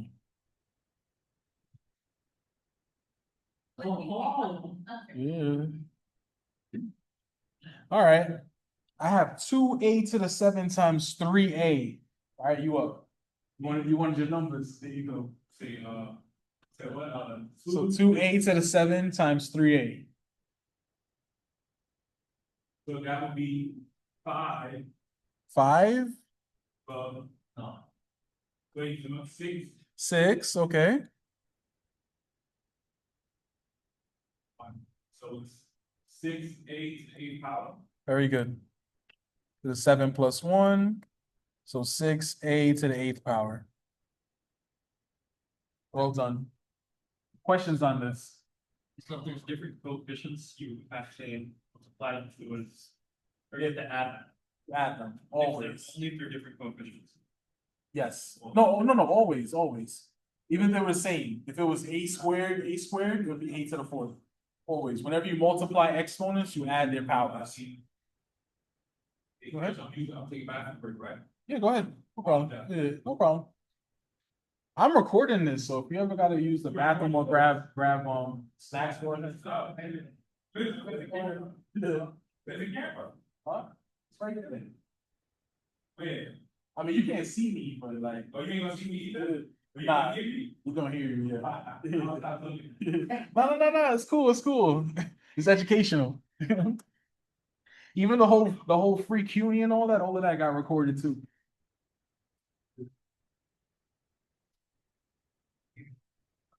You know how you feel about that? I feel a certain type of way because I got my whole degree here and I have to pay for it. Y'all get it for free. Oh, I'm Superman. Matter of fact, let me tell you what happened at my graduation. I remember this. Oh, I was so pissed, right? All right, so I was part of the largest graduating class ever at BCC, right? It's about 3,000 students graduating. Normally on graduation, you will have 1/10. We had 3/10, right? None of our family could fit underneath it. That's how many people was there, right? So, City College, number 2, right? City College, they have their graduation the same day and time as our graduation, right? But we have one CUNY chancellor. So where did the CUNY chancellor choose to be? To BCC for our graduation, right? Bronx 12 was there and all that. It was massive, right? All right. So now, right after we, no, right before we get all of our degrees, right? The chancellor comes up, we gotta get a speech and all that, right? What does he decide to do? He decided to make BCC and ASAPs, right? So before, back in the day, only certain majors could be part of ASAP, right? So like your major could be part of ASAP. There's like only 3 or 4 majors that can be part of ASAP. ASAP, if y'all know, like that gives you the Metro card and help with your book money, all of that, right? So now we all graduated, and now y'all want to help us out? Like, real? Graduation day? It was tight, tight. It's whack, That's how I get love over here. Oh, I have another one. I didn't even see that. Hold up. How about D? So I got D to the 4th times D to the 5th times D to the 2nd. This becomes what? Becomes D to the what? Okay, good. This 4 plus 5 plus 2, which becomes D to the 9, 10, 11. All right. Questions on this? Anybody? No. You good? When? We're gonna take a break. I don't take breaks. Yo, we going until 3 o'clock. Yeah. Probably till 4. Well, yeah. Yeah, I'll give y'all a break at 12. Yeah. Maybe, I'm considering it, I'm considering it. Alright. So how we feel? Do we get this? Or like, do we need another example? Good. Alright. Appreciate y'all.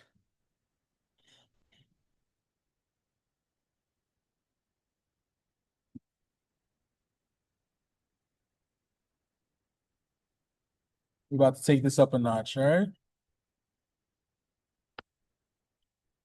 So now we will look at an exponent property for division. So as before, we try to discover a property by looking at some examples. All right, so check this out.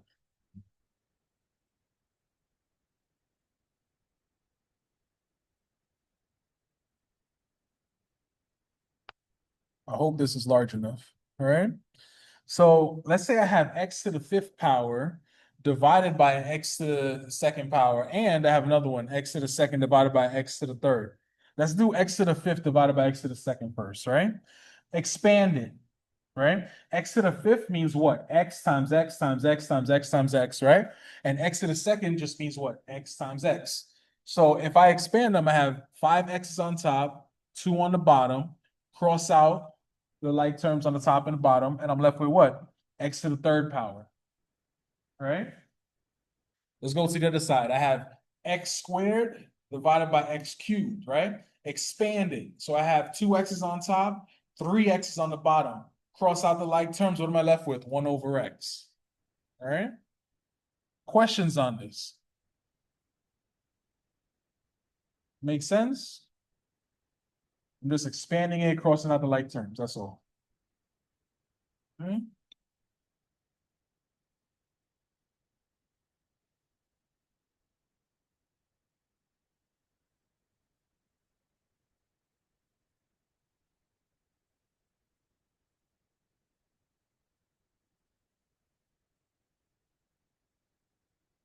All right, so notice in each case, the bases were the same and we subtracted the exponents. So we see that x to the fifth power divided by x to the second is x to the 5 minus 2 power, or x to the third power, right? We see that x squared over x cubed is, or 1 over x, right? So we subtracted 2 minus 3, gave you -1. X to the -1 power is 1 over x, right? So when the larger exponent in the numerator, right?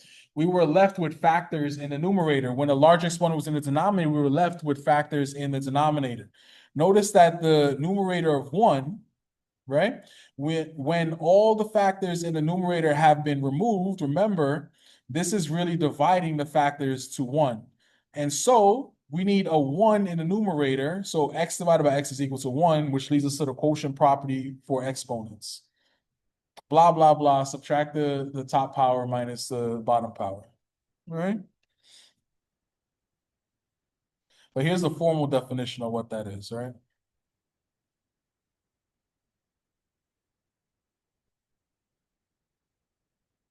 So the quotient property for exponents, if a is a real number where a does not equal 0 and m and n are integers, then a to the m divided by a to the n is equal to a to the m minus n power, right? And a to the m over a to the n is equal to 1 over a to the n minus m power when n is greater than m, right?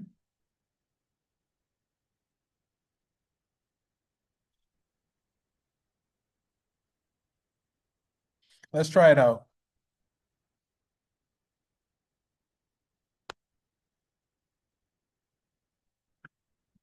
Don't overthink it. It's as simple as you might think.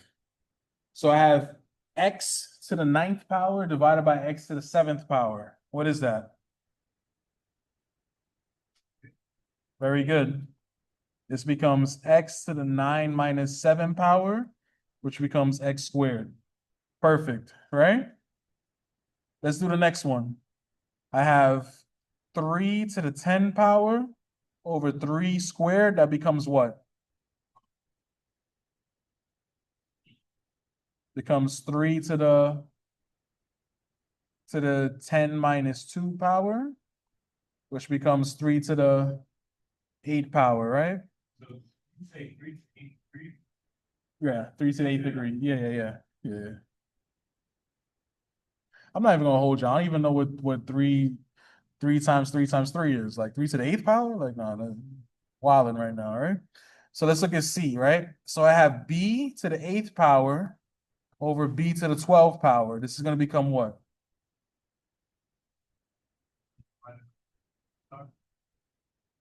Good. So 1 over B to the 4th power. Very good. All right.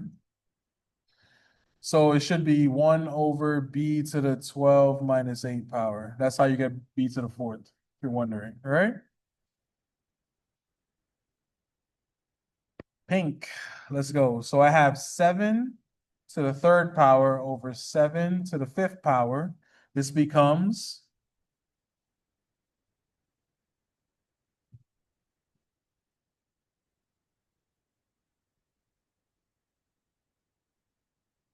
what does this become?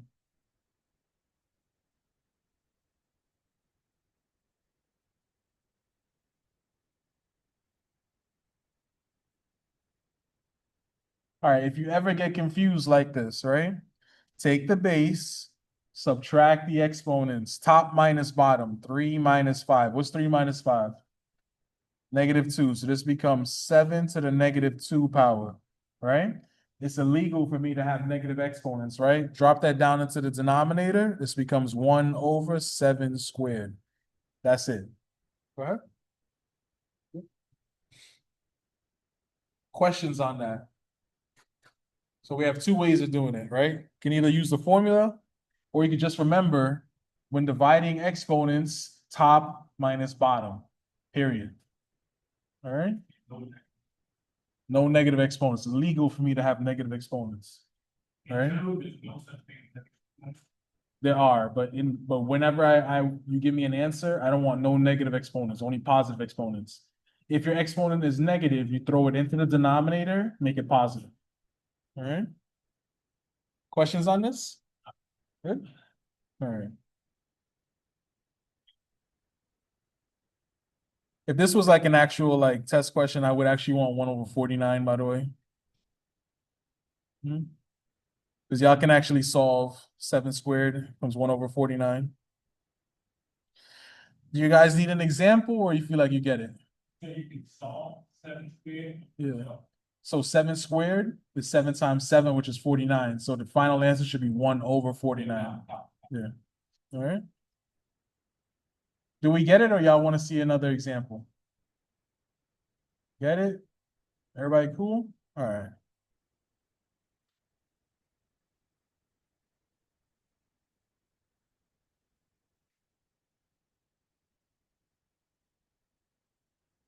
So we got to talk. A special case of the quotient property is when the exponent of the numerator and denominator are equal. Such an expression is like a to the m divided by a to the m. So we know that x divided by x is equal to 1, right? For x where x is not equal to 0. So since any number divided by itself is 1, right? So if I have x to the 9th power divided by x to the 9th power, it becomes 1. That's all it's saying, all right?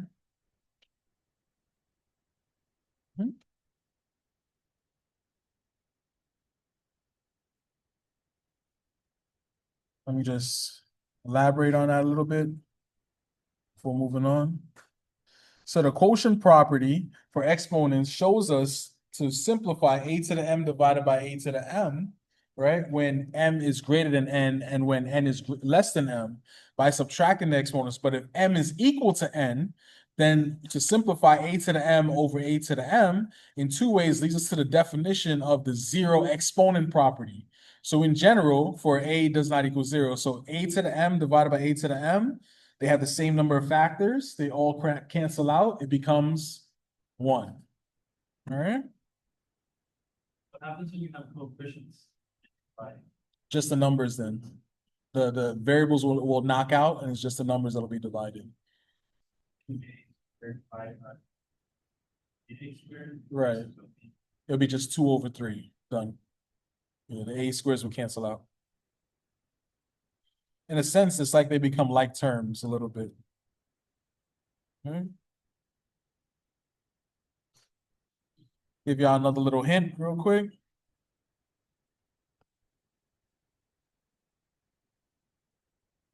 So we see that a to the m over a to the m simplifies to a to the 0 and to 1. So a to the 0 power is equal to 1. Any non-zero base raised to the power of 0 equals 1. Right?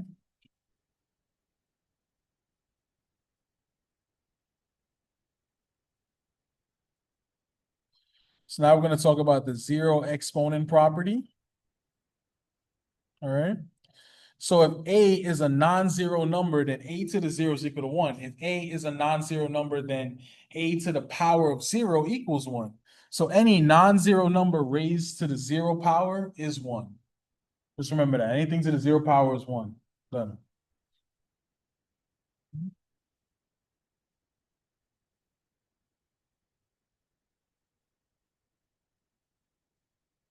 I'm not gonna lie, I feel real lazy right now. What's the answer for A and B? Very good. All right. So we get it. Y'all need an example or y'all get it? All right, thanks. Mhm.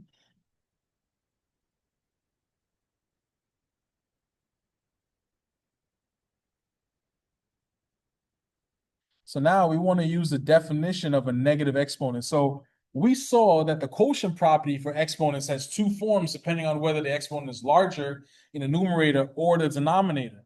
So what if we just subtract the exponents regardless of what the size is? So let's consider x squared divided by x to the fifth. We subtract the exponent in the numerator from the exponent in the denominator.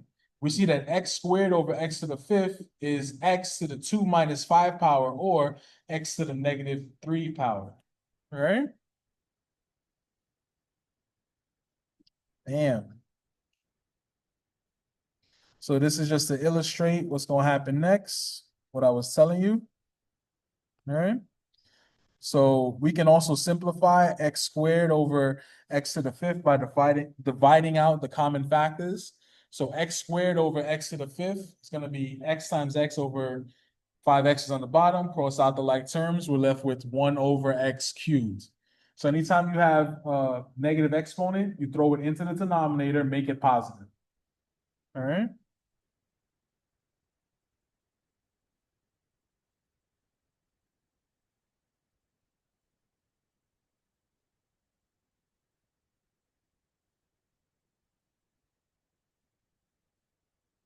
So this implies that x to the negative 3 power is equal to 1 over x cubed, and it leads us to the definition of a negative exponent, right?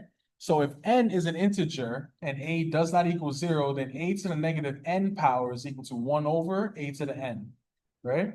And let's look at what happens to a fraction whose numerator is 1 and whose denominator is an integer raised to a negative exponent. Oh, this about to be dope. About to get it. Gotta build the vocabulary, build the vocabulary. So if I have 1 over a to the negative n power, we use the definition of a negative exponent, which is a to the negative n is equal to 1 over a to the n, right? Put that into the denominator, you have 1 over a to the 1 over n power, right? Keep, change, flip, all that good stuff, right? It's gonna come back to what? A to the n. All right? We're gonna see that in action.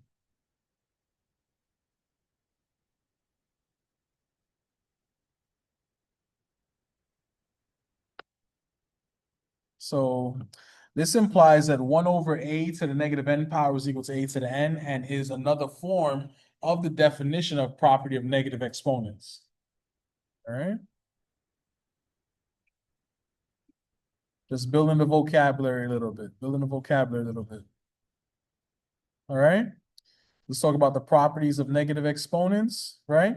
So if n is an integer and a does not equal 0, then a to the negative n power is equal to 1 over a to the n, or 1 over a to the negative n is equal to a to the n power. All right?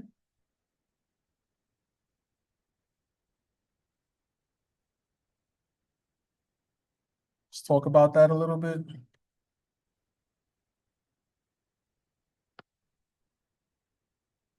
So the negative exponent tells us we can rewrite the expression by taking the reciprocal of the base and then changing the sign of the exponent. All right. Any expression that has negative exponents is not considered to be in simplest form. So we will use a definition of a negative exponent and other properties of exponents to write the expression with only one positive exponent. So for example, if if after simplifying an expression, we end up with the expression x to the negative third power, we can take one more step and rewrite it as 1 over x cubed. The answer is considered to be in simplest form when it has only positive exponents, right? So it's illegal for me to have negative exponents. I want only positive exponents. If you have a negative exponent, you throw the whole exponent into the denominator and make it positive. That's it.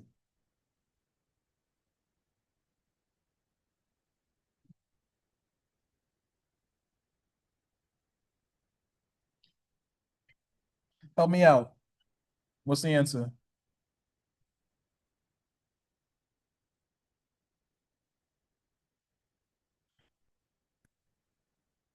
It's gonna go right to the 1 over x to the fifth power. 1 over x to the fifth power. Excellent. All right, what about B? It's a number thing. I'm doing. Tell me. It's a negative exponent, so what am I gonna do?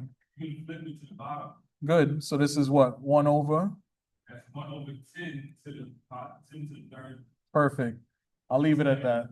And you. But yeah, it's what is that, 100 times 100 times 10? What's that, 1,000? I don't know, something like that. I don't know. Y'all could check me after class, all right? So C, I have 1 over y to the negative fourth power. What does that become? Okay, so 1 over y to the fourth, right? Keep, change, flip. This becomes what? 1 over 1 times y to the fourth over 1. Final answer, y to the fourth, right? Simple, simple, simple. How about D? Running out of space here.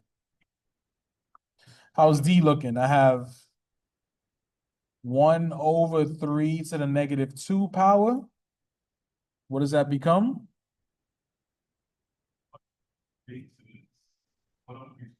One over 3 to the second.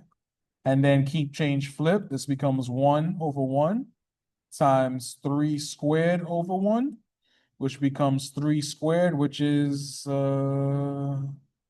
what's 3 squared? 9. Good. That's it.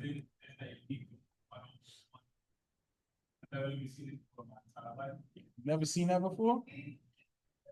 No, but you did. But you just did it right here in A. But you did it in A. But you did it in A. You did it. No, but you're doing 1 over 3 squared.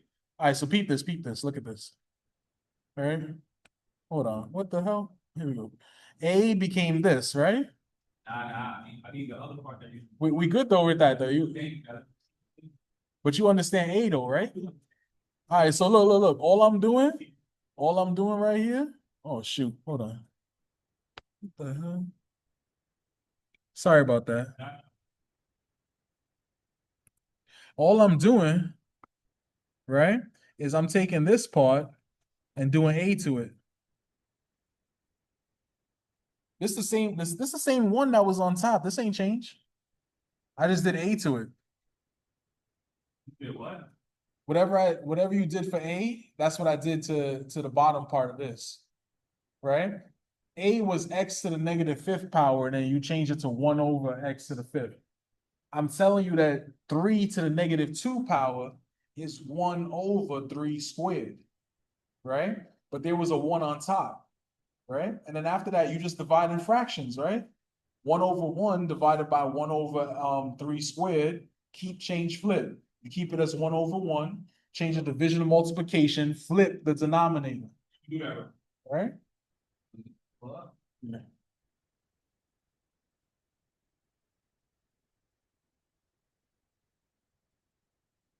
Y'all want to see another one? All right. Don't pay attention to that. Huh? My lecture normally be like 6 hours. Yeah. Yeah. Yeah. I got a lot to do. No, no, all jokes aside though, right? The way they design this, there's a lot that we have to do today and tomorrow. The other lectures weren't like this, they were short, last week. There's just so much that we have to go over between today and tomorrow. And the reason why is because we have that test on Thursday. Right? So I'm going a little bit fast because it's a catch-22. Do I show you everything that's gonna be on the test and you're good for the test, or do I show you a few things and then y'all don't have the opportunity to pass the test? But it's being recorded. Y'all can go back and watch this again, right? I'm gonna give y'all practice questions at the end of it. All right, like y'all can prepare outside of class, please. You can go on, right, for this. Y'all don't have bright space You yet. said it's gonna be funny. I wish it was on bright You gonna space. put it on YouTube? It was on YouTube. Hopefully. Yeah, yeah, You can delete it. yeah. Yeah, I'm not leaving at 12. Why?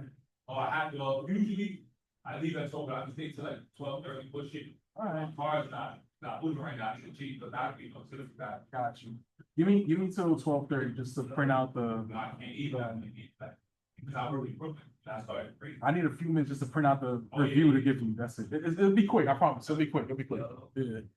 I ain't done that. Which one? The C? All right. So you have y to the negative fourth power, right? So you know that y to the negative four, same thing as the denominator. 1 over y to the fourth. Right? So keep change flip. Keep the numerator 1 over 1. Flip the denominator, change the division of multiplication, boom. That's it. Good. I can see that. Because that's how we divide fractions, right? Change flip. 120. Yeah.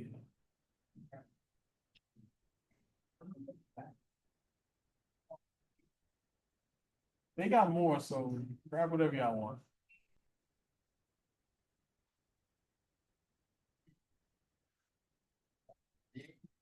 Hmm? 4, yeah. Y'all want to see another one, or y'all feel like y'all good? You want to see another one? Good? Yeah. You want another one, or you good? Good? All right, you good? Or you want to see another one? All right.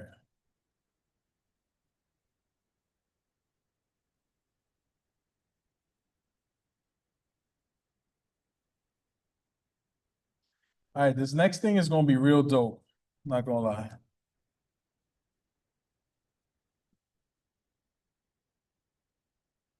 So suppose now we have a fraction raised to a negative exponent.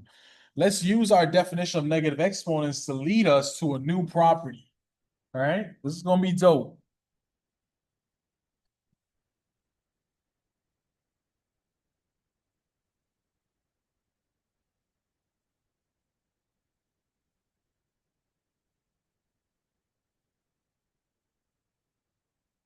So let's say I have 3 over 4 raised to the negative 2 power, right?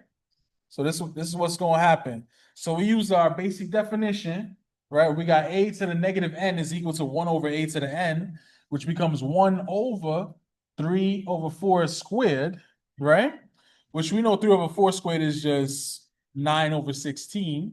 Keep change flip. We have what? 16 over 9. That's our final answer.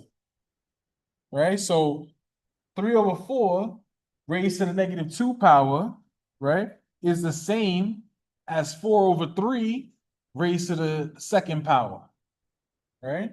So what happened then? I had the negative exponent, and I flipped the fraction on the inside, and then I raised it to a positive exponent. Like, all right? That's a trick.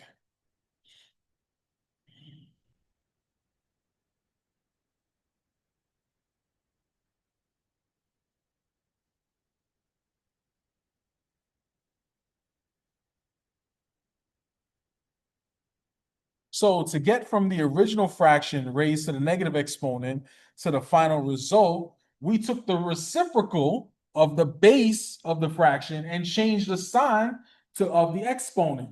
This leads us to the quotient to a negative power property. All right. Lots of vocabulary coming your way.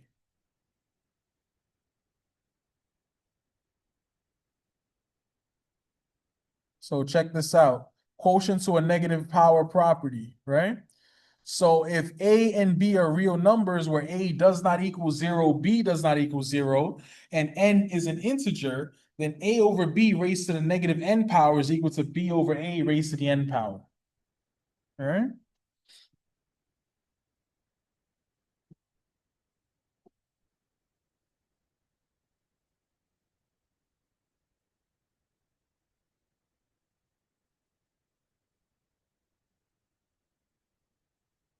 Let's take a look at this example. Tell me what to do. Don't overthink it. So I have 5 over 7 raised to the negative 2 power. All right? What should I do? Flip it, right? So this becomes what? 7 over 5 raised to the 2 power? What's 7 squared? 49 over what's 5 squared? 25. I'm done. That's the answer. Questions on this? We good?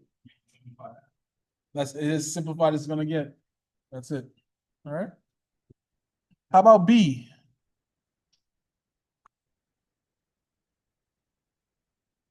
I'm gonna do the rainbow.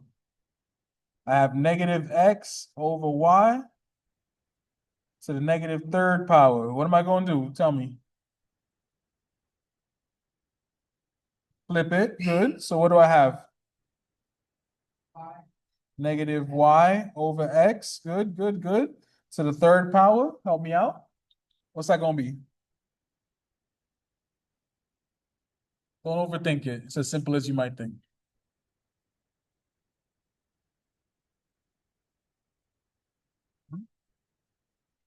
Oh, yeah. Apply to both the top and the bottom. That's Exactly. Mhm. Sign, Nope. Nope. Don't overthink it. It's just this. It's negative y cubed over x cubed. That's all it is. All right. So what's the answer? What's the top? 5 cube over x cube. That's it. That's the answer. Questions on this? We good? Y'all need another example or we can move on? All right. Take your time. Take your time.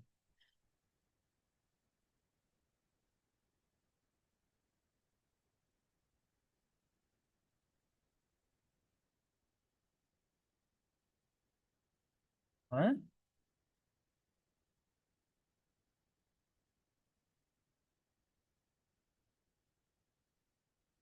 So now that we have negative exponents, we will use the product property with expressions that have negative exponents. Oh, snap. So we mix it, we're mixing the rules together now. You're gonna flip it and reverse it. Stop. All right. So I'm gonna simplify this expression right here.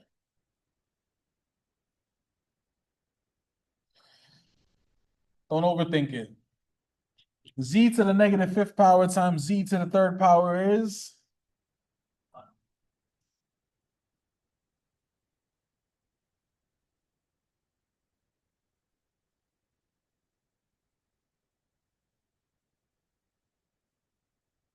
No.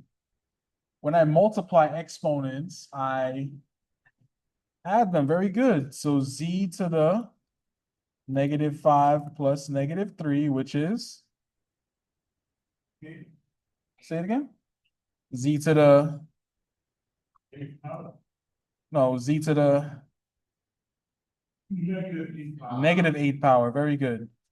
And it's illegal for me to have negative exponents, so what's the real answer? Very good. That's it. All right, let's try B. I have m to the 4th power times n to the negative 3rd power times m to the negative 5th power times n to the negative 2 power. This becomes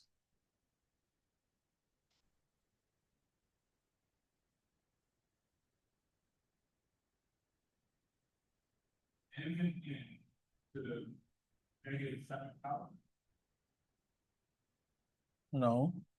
What is that first? So m to the 4th power times n to the negative 3rd. That's a 4. This one is a 5. Oh, yeah, one part. I was just looking at it. It's this part here. That's what I'm looking at.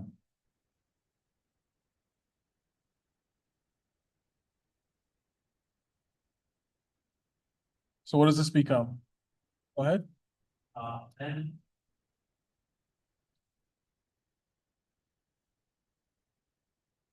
Nine. No. N to the negative first power Good. times So it's m to the 4 plus negative 5, right? Which becomes m to the negative 1 power. Very good. n to the negative fifth power. Good. Negative 3 plus negative 2, n to the negative 5th power. What should I do after that? Uh-huh. Over n to the first power times 1 over n to the fifth power. Perfect. That's it. Questions on this? Anybody? The variables are right next to each other, you can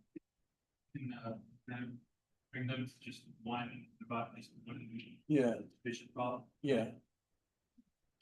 When they're next to each other, it implies multiplication, so I could just leave them like that. Mhm.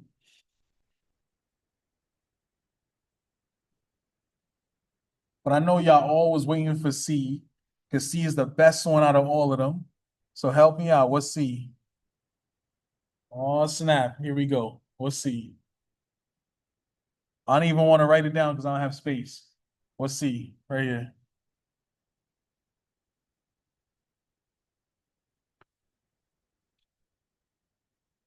I have 2x to the negative 6, y to the 8 times negative 5, x to the 5th times y to the negative 3 power. What is it?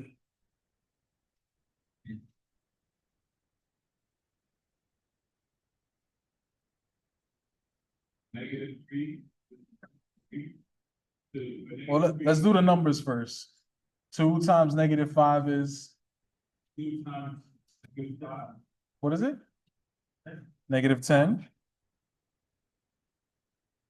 times x to the,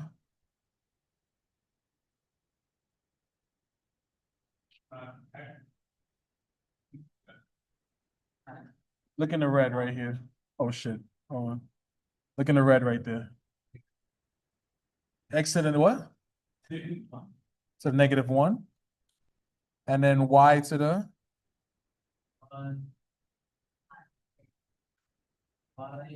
to the 5th power, good. Help me fix this. What does this become?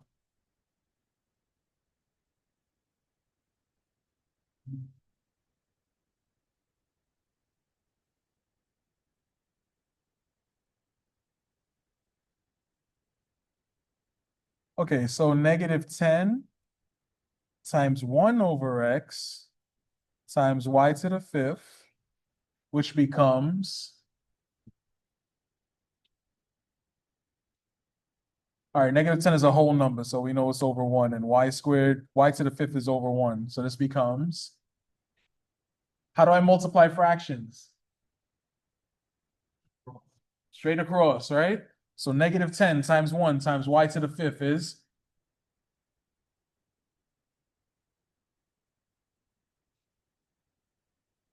You gotta erase something, you start over. Now I'm saying, Lord, Are you lost? Where, which part is confusing? Walk me through it. Which part is confusing? you got. So you multiplied numbers with numbers, variables with variables, right? 2 times -5 gave us -10. X to the -6 times x to the 5th. We added them together, we got x to the -1 power. Y to the 8 times y to the -3rd. We added those powers together, we got y to the 5th power. Right?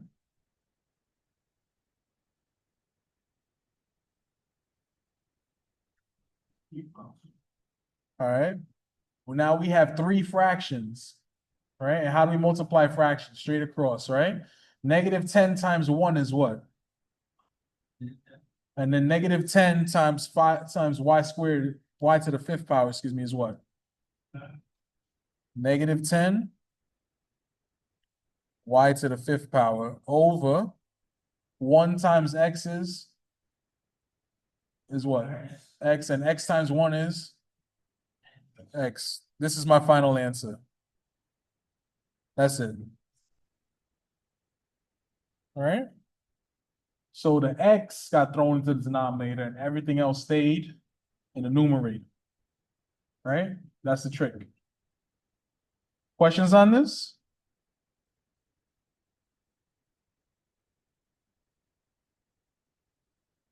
All right. Let me see where I'm at.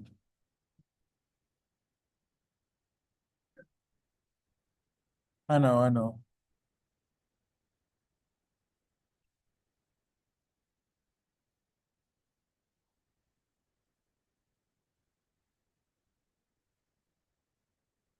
All right. I'm gonna pose 2 example problems for y'all to do.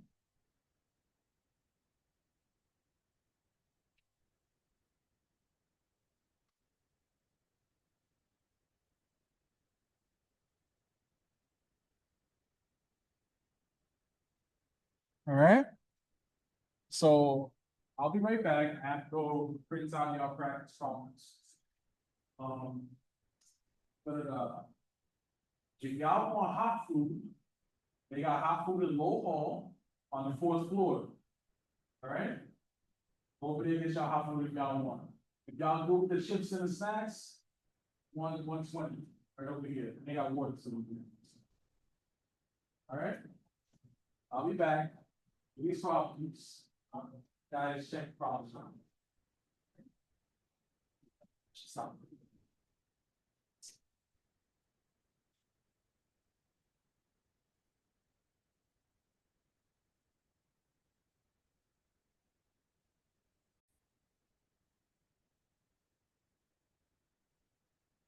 All right, we're just gonna go through this real quick. Just get some colors up in here. Let's go from left to right. So for A, I got z to the -9 power, which becomes 1 over z to the 9 power. Everybody got that? No questions? All right, let's keep it going.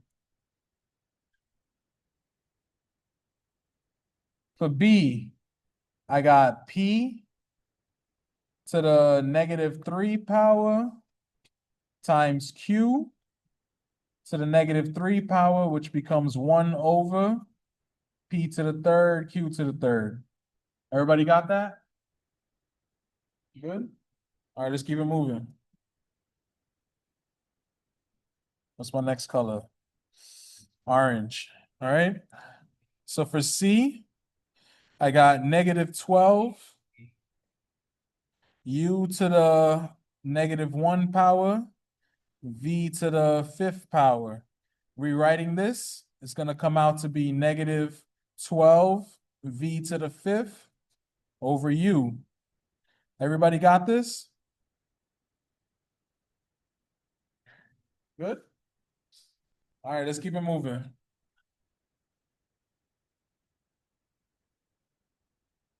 I'm gonna simplify each expression here. For A,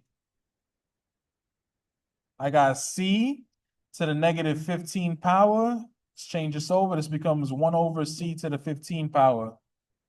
Everybody got that? All right, good, good, good. All right. B. I got R to the -2 power and S to the -8 power. Rewriting this becomes 1 over R to the second, S to the 8th power. Everybody got that? Any questions? Good? All right, let's keep it going. C. I got +30. I got C to the -8 power, D to the 3rd power. Rewriting this, I got 30, D to the 3rd power over C to the 8th power. Good? All right, let's keep it moving. All right. Only got a little bit left, don't worry.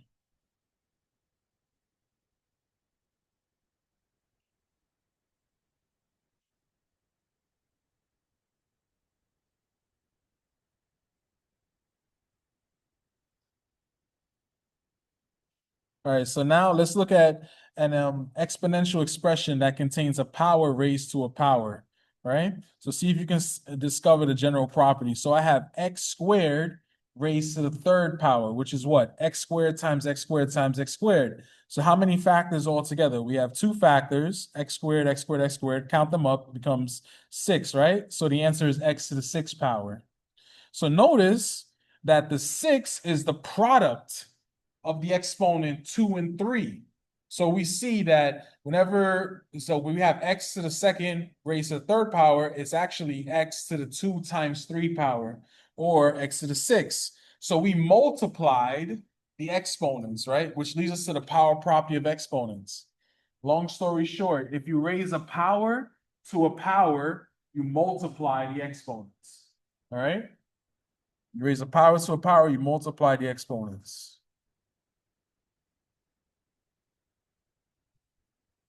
Let's take a look at that.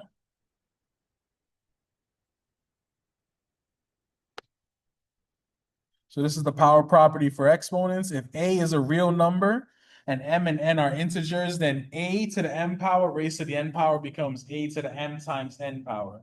So to raise a power to a power, you multiply the exponents. All right, that's the secret. That's the secret right there.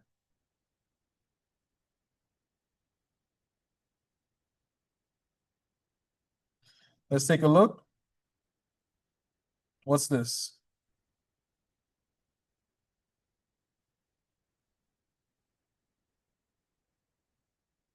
So I have y to the 5th power raised to the 9th power. What does this become? 45th power, right? So this becomes y to the 5 times 9, which is y to the 45th power. Questions on that? Anybody? So I raise a power to a power, I multiply the exponents. All right. By the way, if anybody needs scrap paper or y'all need another packet that you didn't get, I have weeks 1 through 5 right here. Days 1 through 5 right here. Excuse me.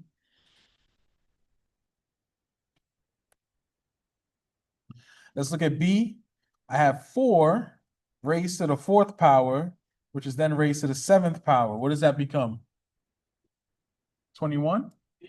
28. Good, very good. So 4 to the 28th power, which is just 4 times 7, right? Okay. Woo. What about C? You're gonna get a rainbow color for this one, but this one's special. I got y to the 3rd raised to the 6th power, right? Times y to the 5th raised to the 4th power. Walk me through it step by step. What am I gonna do? All right.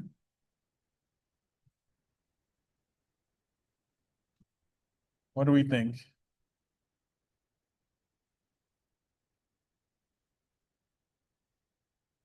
So we're raising a power to a power, so we're going to multiply the exponents, right? So 3 to the 6th power, what is that going to become? 18, right? So this becomes y to the 18 times y to the 20, right? Now, remind me, whenever I'm multiplying exponents, what do I do to the powers? Huh? You add them, right? So I'm gonna add these together. This becomes what? Final answer? Y to the 38. Hold on 1 second. This is not, there we go. Y to the 38. There we go. And that's it. Questions on this? We good? All right. I like what I'm hearing.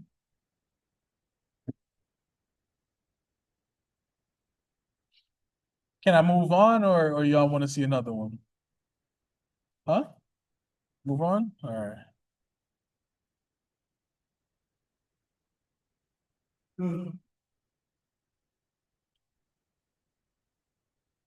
We almost there, don't worry.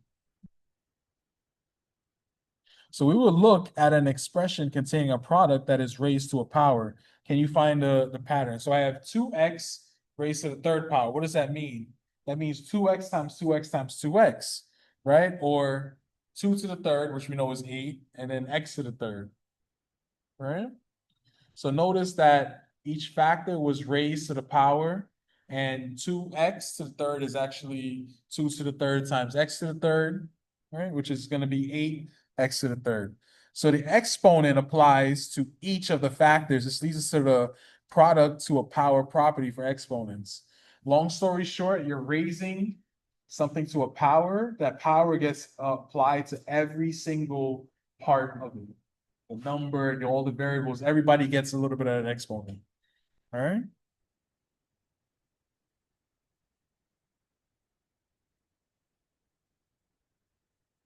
Let me show y'all the general formula.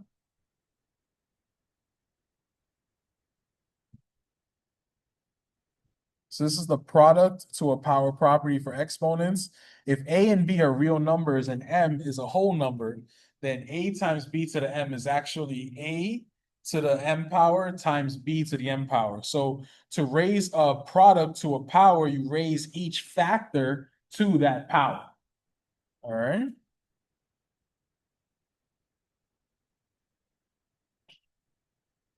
Let's try it out.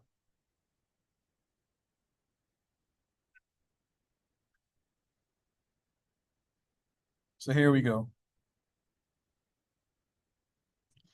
So I have -3 mn to the third power, right? Everybody inside of the parentheses gets the third power. So this is going to become, this is for A, this is going to become -3 to the third power times m to the third power times n to the third power, right? -3 to the third power is,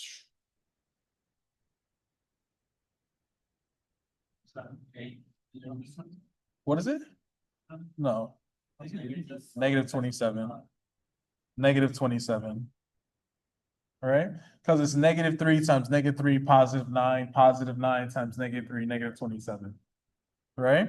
And then we have m to the third, and then n to the third. And that's it. All right. How about B?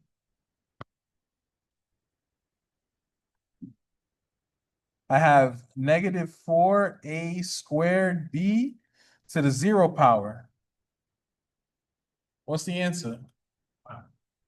My man, that's what I'm talking about, right? Because anything to the 0 power is, right? So we done, all right? But yeah, everything would get to the 0 power, I mean, 1 and 1 times everything is, you know, all that good stuff, right? All right. Let's look at C. So for C, I have 6k to the third power raised to the -2 power. What's going to happen first? Let's deal with that negative first. What's going to happen here? What is it? It's going to return to what? Before that, though, the negative is going to become positive, and I'm going to put it in the what? No, in the bottom, right? In its denominator, right? So this is going to become 1 over 6k cubed squared. Now, just put that square onto everything in there, right? So this is gonna become what? This is gonna become 1 over 36 k to the what? 6 power. There we go. And that's it. All right? Questions on that? I'm sorry? Absolutely, absolutely. Let's do D real quick and then we'll do another one. All right? So I have, hold on.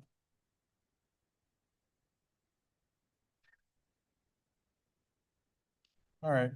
So for D, I have 5x to the negative third power squared, right? Everybody gets that power, right? So what am I gonna write? Tell me. 1? What's 5 squared? Huh? 25 times x to the, no. Whenever you raise a power to a power, you, no, starts with an M, you multiply. So negative 3 times 2 is, right? So this is negative 6, right?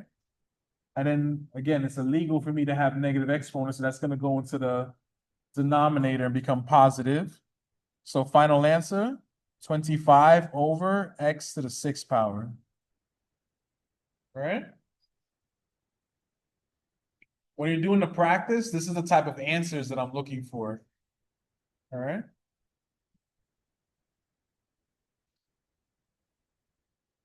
So let's look at another one.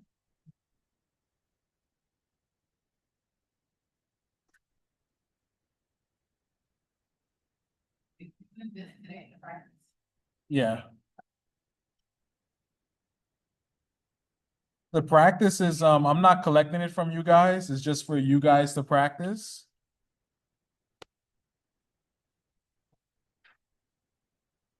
On Wednesday, if necessary, I'll go over it with you. All right? Depending on if you get any of the questions wrong on the practice related to it. If you don't, skipping it. We have 1 day to review for that test. 1 day only. All right? What is the assessment fee under? So if you fail it, it means nothing. You go to 28.5. That's the end of it, right?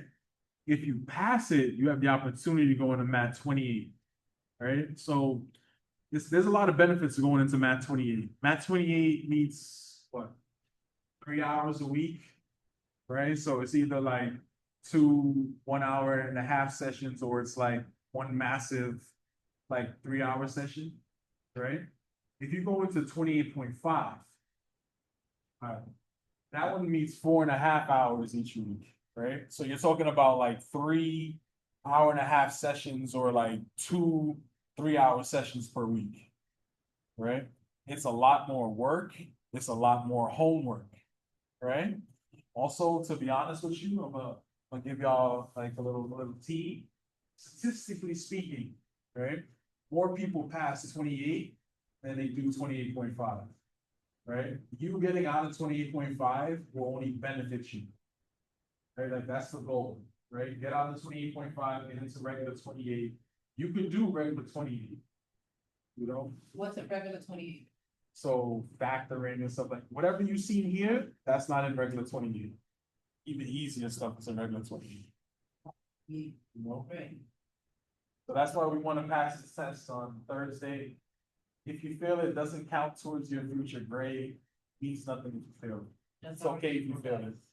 All right? But one of the benefits of this is that you guys have my lessons, right?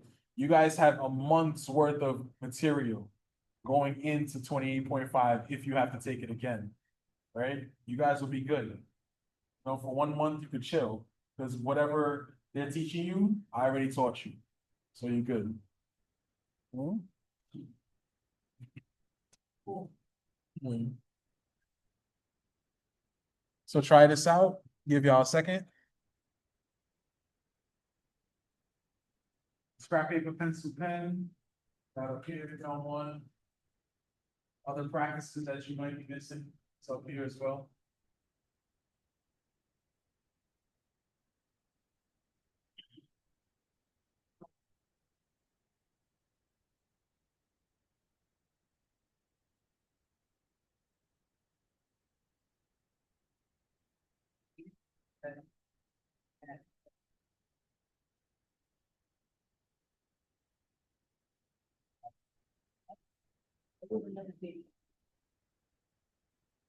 Oh, she said this, but only different.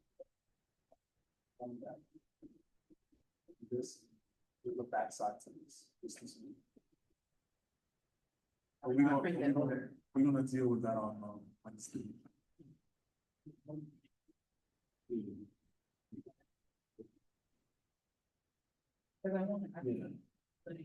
Just needs to do that. All you need to do at home is whatever practice you need. Watch the videos, right? On Wednesday, we'll talk about. Make sure that you take your one, because they kind of think it's practice, you know?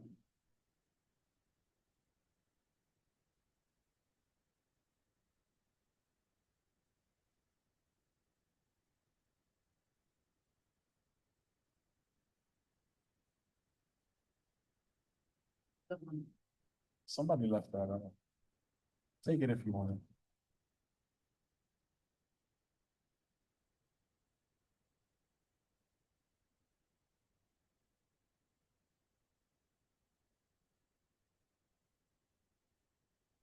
All right. How we doing? We good? All right, let's go over this, right? So everybody gets the power 5, right? So this is gonna be 2 to the 5th, W 5th, X to the 5th, right? What's 2 to the 5th power? 32. W to the 5th, X to the 5th. All right. What's B? 1. Very good. What's one second.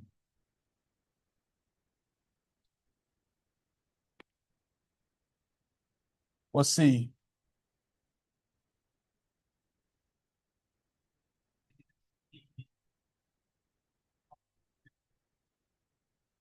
All right, let's go step by step. First thing you want to do is deal with the negative, right? This is going to become 1 over 2b cubed raised to the 4th power. Then everybody in the inside gets that 4th power. So this becomes 1 over 2 to the 4th times b to the 3rd power raised to the 4th power. What's 2 to the 4th power? Somebody said it earlier, 16. And then b to the 3rd raised to the 4th power becomes b to the 12. Very good. That's a good vitamin to have. All right. Cool. All right, let's talk about D.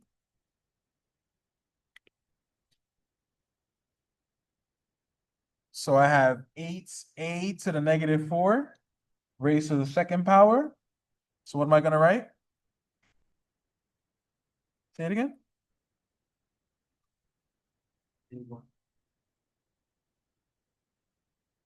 Oh, you want to rewrite it on the inside? I could do 8 over a to the 4th and then raise it to the 2nd. We could do it like that if you want. So what's the answer?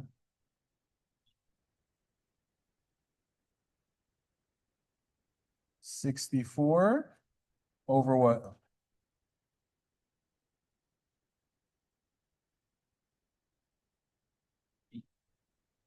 A to the 8. Very good. It's perfect. 64 over a to the 8th power. Questions on this? Good? All right, let's keep moving.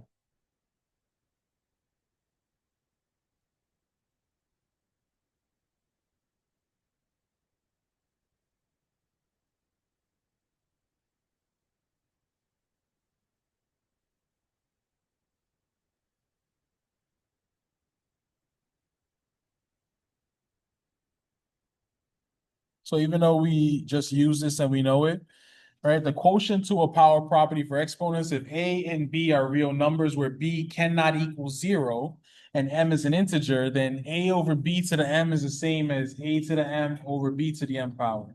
So to raise a fraction to a power, you raise the numerator and the denominator to that power individually. That's it. So all of our rules are exponents.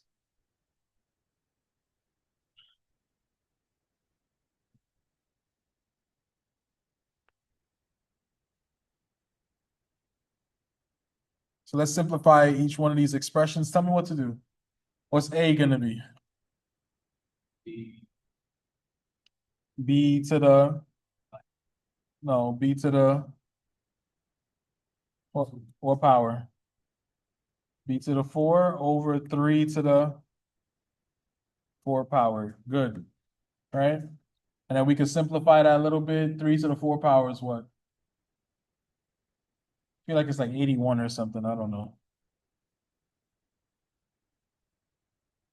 Something like that. 27 times 3, whatever that is. All right. Let's look at C. B, excuse me. I have K over J to the -3 power. Tell me what to do. We just learned this. I'm gonna do what to the inside?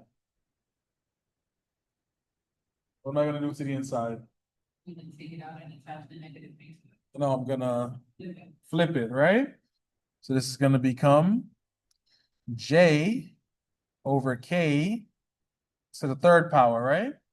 So what's my final answer gonna be? J to the 3rd power over K to the 3 power. Very good. Questions on this? Okay. How about D? D's gonna get a rainbow. So I got 4P to the -3 power over Q to the second to raise to the 2nd power. What's gonna happen here? Power to four. Good, which is what? Power. Which is, what's that? 16, right? All right, let me write it out just so everybody can see. I was trying to cut corners. Let me not do that. So you said 16 P to the -6, right? Over Q to the Q to what power? Good. Now it's illegal for me to have negative exponents. That's gonna go down into the denominator, become positive. Final answer. 16 up top over Q to the 4, P to the 6. That's it. Questions on this, anybody? Good. Let's keep moving.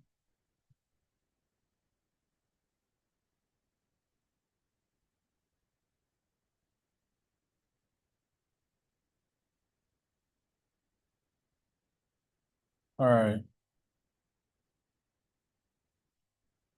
So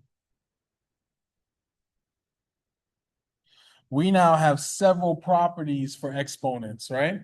Let's summarize them and we'll do some more examples that will use more than one of the properties. All right? Everybody, this is your money shot right here. Take the phones out. This is what you want to take the picture of. This is everything put together in one. This is what you want to know. This is the sauce right here. This is the summary of exponent properties, right? So if A and B are real numbers and M and N are integers, then first property, we have the product property. A to the M times A to the N is equal to A to the M plus N power.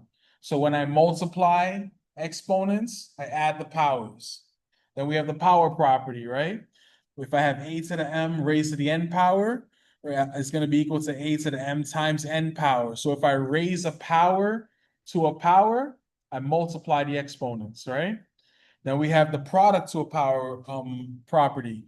So if I have a times b to the m power, it becomes a to the m times b to the m power. So anytime I raise, right, a product to a power, every factor, every part of it gets raised to that same power, right? Then I have the quotient property. A to the m divided by a to the n is equal to a to the m minus n power. Anytime I divide exponents, you subtract the powers, top minus bottom. All right, top minus bottom. Then we have the zero exponent property. Anything to the zero power is 1. Done. Then you have the quotient to a power property. So if I have a over b to the m power, that power gets applied to both the numerator and the denominator, right? So a over b to the m is the same as a to the m over b to the m, all right? Then we have the properties of negative exponents. A to the negative n power is the same as 1 over a to the n power. So it's illegal for me to have negative exponents. If you have a negative exponent, you put it in the denominator, you make the power positive. All right? Then you have the quotient to a negative exponent. So if I have a over b to the negative n power, you flip the inside fraction and then change it to a positive power. That'll give you the answer. All right? Questions on this? We good? All right, that's the sauce for today with that one. Rest of this is just some practice. We're gonna jump into scientific notation. Last topic for the day. This is gonna help you in your science classes. So you a paralegal, not so much. All right? So we're gonna use the scientific notation. So working with very large or very small numbers can be awkward. Since our number system is base 10, we can use powers of 10 to rewrite very large or very small numbers to make them easier to work with. Consider the numbers 4,000 and the number 0.004. Jesus, that's my bank interest rate. Felt that one right here. All right. So using place value, right? We can rewrite the number 4,000 and 0.04. So we know that 4,000 means what? 4 times 1,000. And we know that 0.04 means what? 4 times 1 over 1,000. Jesus. That bank interest rate, man. I'm just feeling that right here, you know? All right. So if we write the 1,000 as a power of 10 in exponential form, we can rewrite these numbers in this way. So 4,000 is the same as 4 times 1,000, which is the same as 4 times 10 to the third power, right? And 0.04 is the same as 4 times 1 over 1,000, which is the same as 4 times 1 over 10 to the third power, which is the same as 4 times 10 to the negative third power, all right?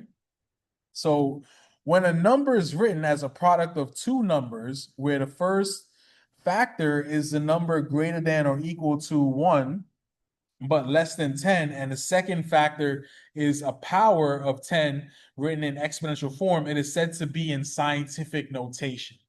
All right? So that's what we're doing here.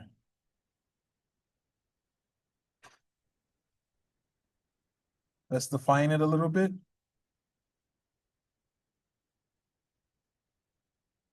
Whoops, sorry about that.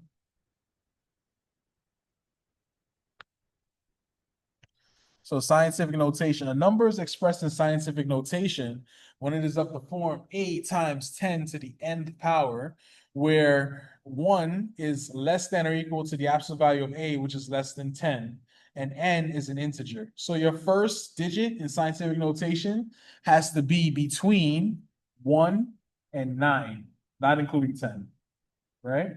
So it could be 3.84, 9.85. It cannot be 10.98. No. Right? It cannot be 0.5. No. Between 1 and 9. All right?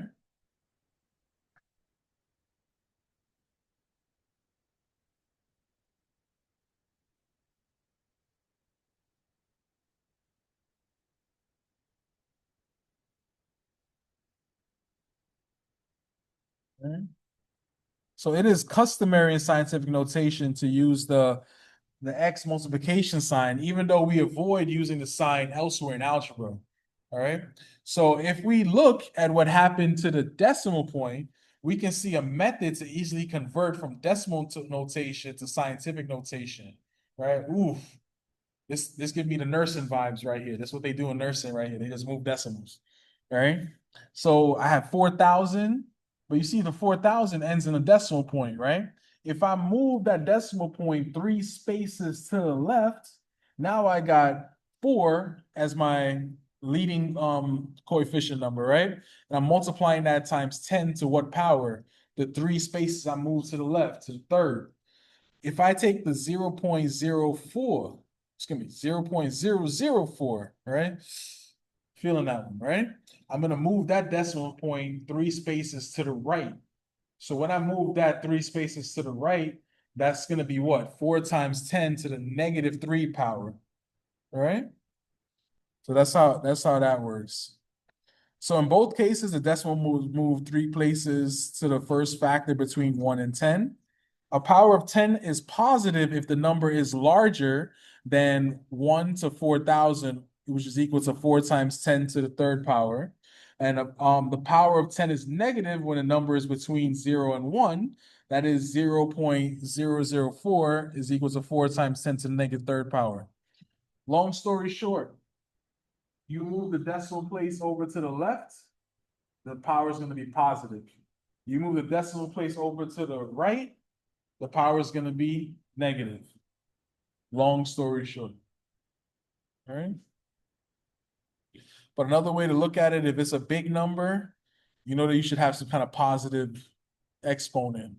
And if it's a really, really little number, you should have some type of little exponent. All right. Let me give y'all the instructions on how to do this real quick. How to convert to scientific notation. So this is how you do it. Step 1, move the decimal point so that the first factor is greater than or equal to 1, but less than 10. Step 2, count the number of decimal places, right? And that the decimal point was moved. Step 3, write the number as a product with a power of 10. If the original number is greater than 1, the power of 10 will be 10 to the nth power. Between 0 and 1, the power of 10 will be 10 to the negative n power. And of course, step 4 is to check it by working it out, making sure you get back to the same answer. All right.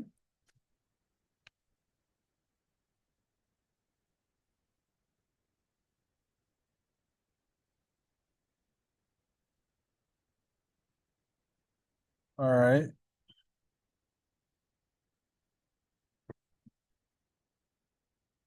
Let's try one.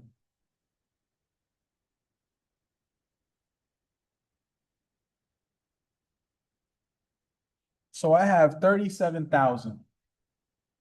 All right.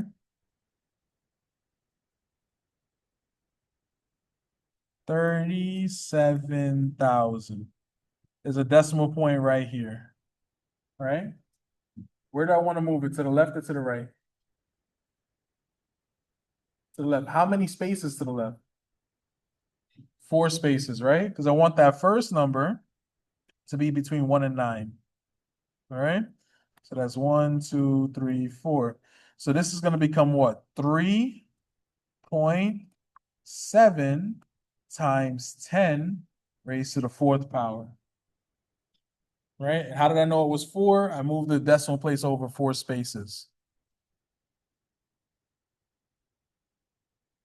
Questions on this? Anybody? This makes sense? All right. Let's try B. I have 0.0052.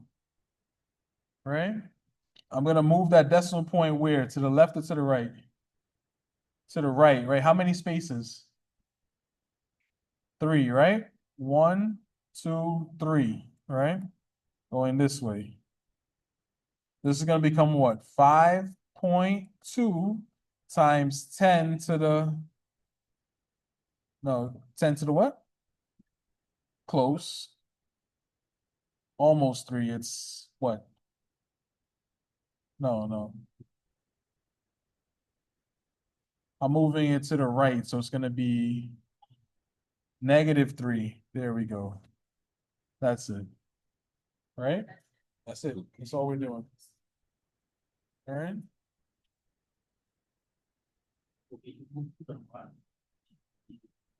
Be negative, yeah. And to the left is positive. Do y'all wanna try one or could we move on? You wanna try one? All right.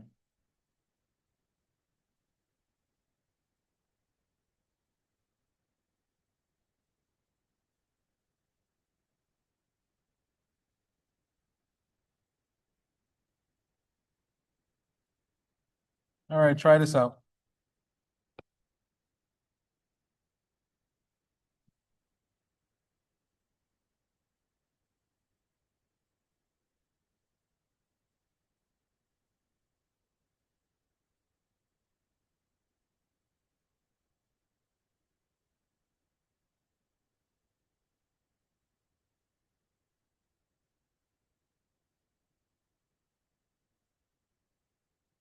Tomorrow we have another jam-packed day.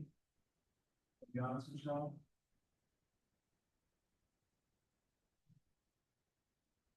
But tomorrow will be the last day of instruction, so that's a good thing too.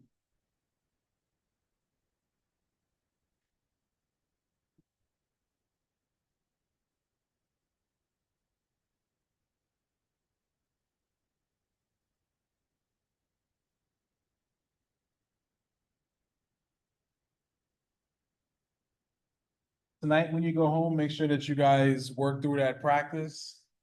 All right, if you don't understand it, watch the video again. All right, review. Try to gain an understanding for this. Mhm.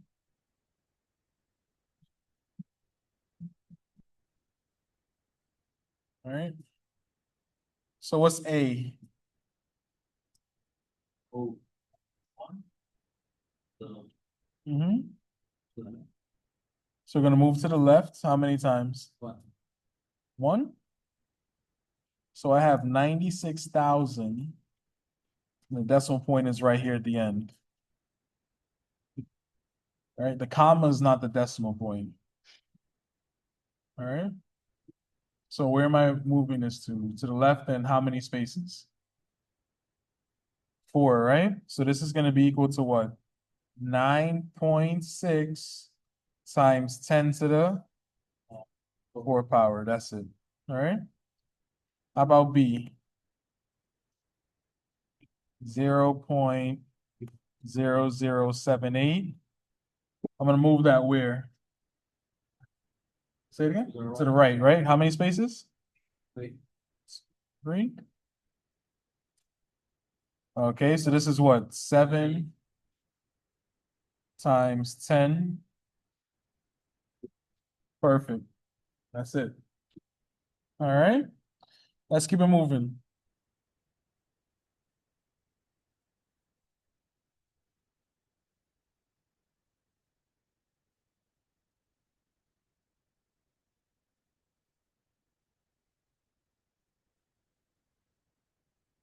So how can we convert from scientific notation to decimal form? Let's look at two numbers written in scientific notation.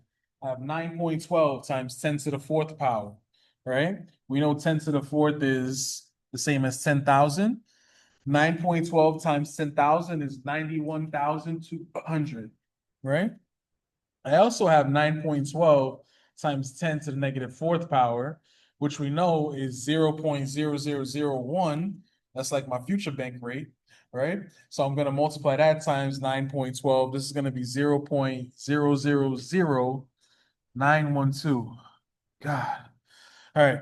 If we look at the location of the decimal point, we can see an easy method to convert a number from scientific notation to decimal form, right?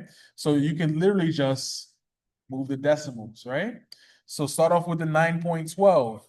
If I'm gonna be multiplying times 10 to the 4th, I'm gonna move the decimal place 4 spaces to the right. 1, 2, 3, 4, and you get back the 91,200. If I have the negative exponent, right? 9.12 times 10 to the negative 4. Move that decimal 4 spaces to the left, right? And I get back to 0.000912. So in both cases, the decimal point moved 4 places. When the exponent was positive, the decimal point moved to the right. When the exponent was negative, decimal point moved to the left. That's it. Questions on this? Good. All right, let's try it out. But before we do, let me just give y'all the sauce real quick. I like to tell y'all how to do it before we actually do it.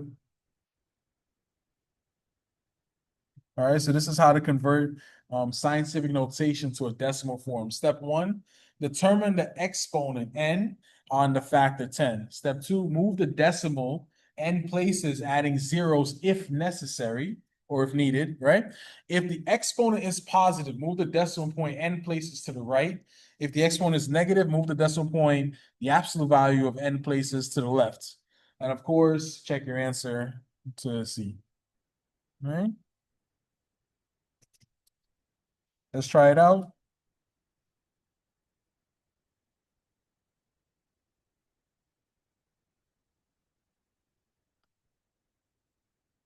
So first question, I have 6.2 times 10 to the third power. Start off with 6.2.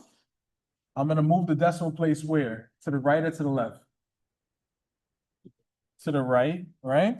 How many places? 3, right? So 1, 2, 3, right? Plug in them zeros. So this is what? This is 6,200. That's what that is. Questions on that? All right, let's try the next one. So for the next one, I have a negative 8.9 times 10 to the negative 2 power, right? So let's start it off, right? I have 8.9, and I'm going to move that decimal place where? To the left or to the right? To the left. How many places? 2, right? So 1, 2, right? It's going to add a 0 here. So what does this equal? This equals what? Negative 0.089. Right? Did I lose anybody? We good? Everybody good? All right. Can I move on, or y'all want to see another example? Anybody? We good? All right. All right. Got you.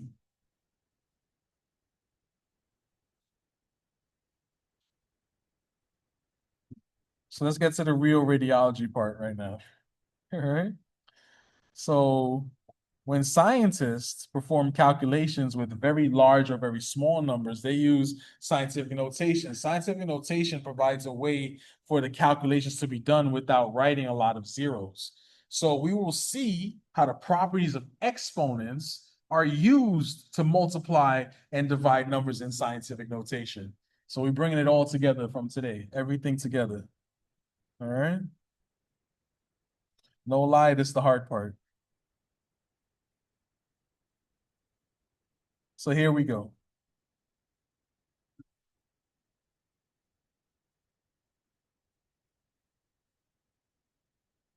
Don't overthink it. It's a little bit simpler than you might think, right? So for A, I have negative 4 times 10 to the 5th power times 2 times 10 to the negative 7. Right? Numbers with numbers, exponents with exponents, right? Negative 4 times 2 is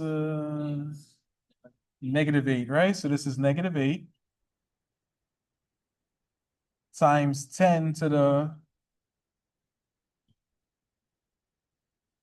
what is it? 100, close. No. What do I do when I multiply exponents? When I multiply exponents, I add them, and 5 plus -7 is -2. Very good.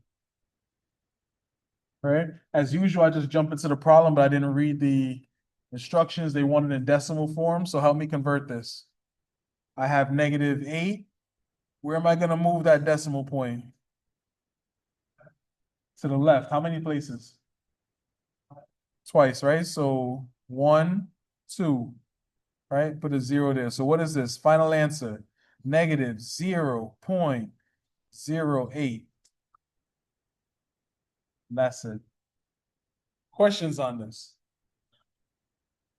So numbers with numbers, exponents with exponents. All right, let's try the next one. Oh God, let's try the next one. That looks hard. That looks hard. I'm not gonna lie. It's so hard. We're gonna do a rainbow on that one. That's gonna be B, right? So again, numbers with numbers, exponents with exponents, right? What is 9 divided by 3? What is that? 3, right? So this becomes 3. Well, let me write it out. 9 times 10 to the third over 3 times 10 to the -2. Hold on. So 9 divided by 3, we said was 3 times 10 to the what? What is it? To the 1, no. 10 to the what? To the 4, no. 10 to the what power? The adding. No, division. So you subtract. Remember top minus bottom. 1, no. Five. 5, no. Wait, it is 5. I'm sorry. You know, I'm sorry. I saw another number in my head. Wait. My fault, my fault. Yeah. No, we subtracted. Right? Because look, this is going to become what? This is going to become 10 to the 3 minus -2. Right? So this becomes 3 times 10 to the 5 power. Got you. But now here's the messed up part. You gotta read the instruction. The instruction wants it in decimal form, right? So this is 3 times 10 to the 5th power. This is gonna become what? Decimals right here. Where am I moving it? To the left or to the right? To the right. How many places? 5. So what do I have now? 1, 2, 3, 4, 5. So put these in. What's that number? 300,000, your future salary. Very good. All right. It's everybody's starting salary after BCC. Right? All right. So how is this? All right. Y'all understand it or y'all want another example? Good? All right. Well, that's all I have for today then. All right. That's it. So you guys can spend the rest of the time doing your practice, or if you feel confident, go home. I'll see y'all tomorrow. All right. I'm gonna post the video. Give me a couple of hours because this thing takes a while, but it will be posted. All right. In the meantime, y'all can watch my old videos from last week. Yep, that's it. All right. Have a good night, y'all.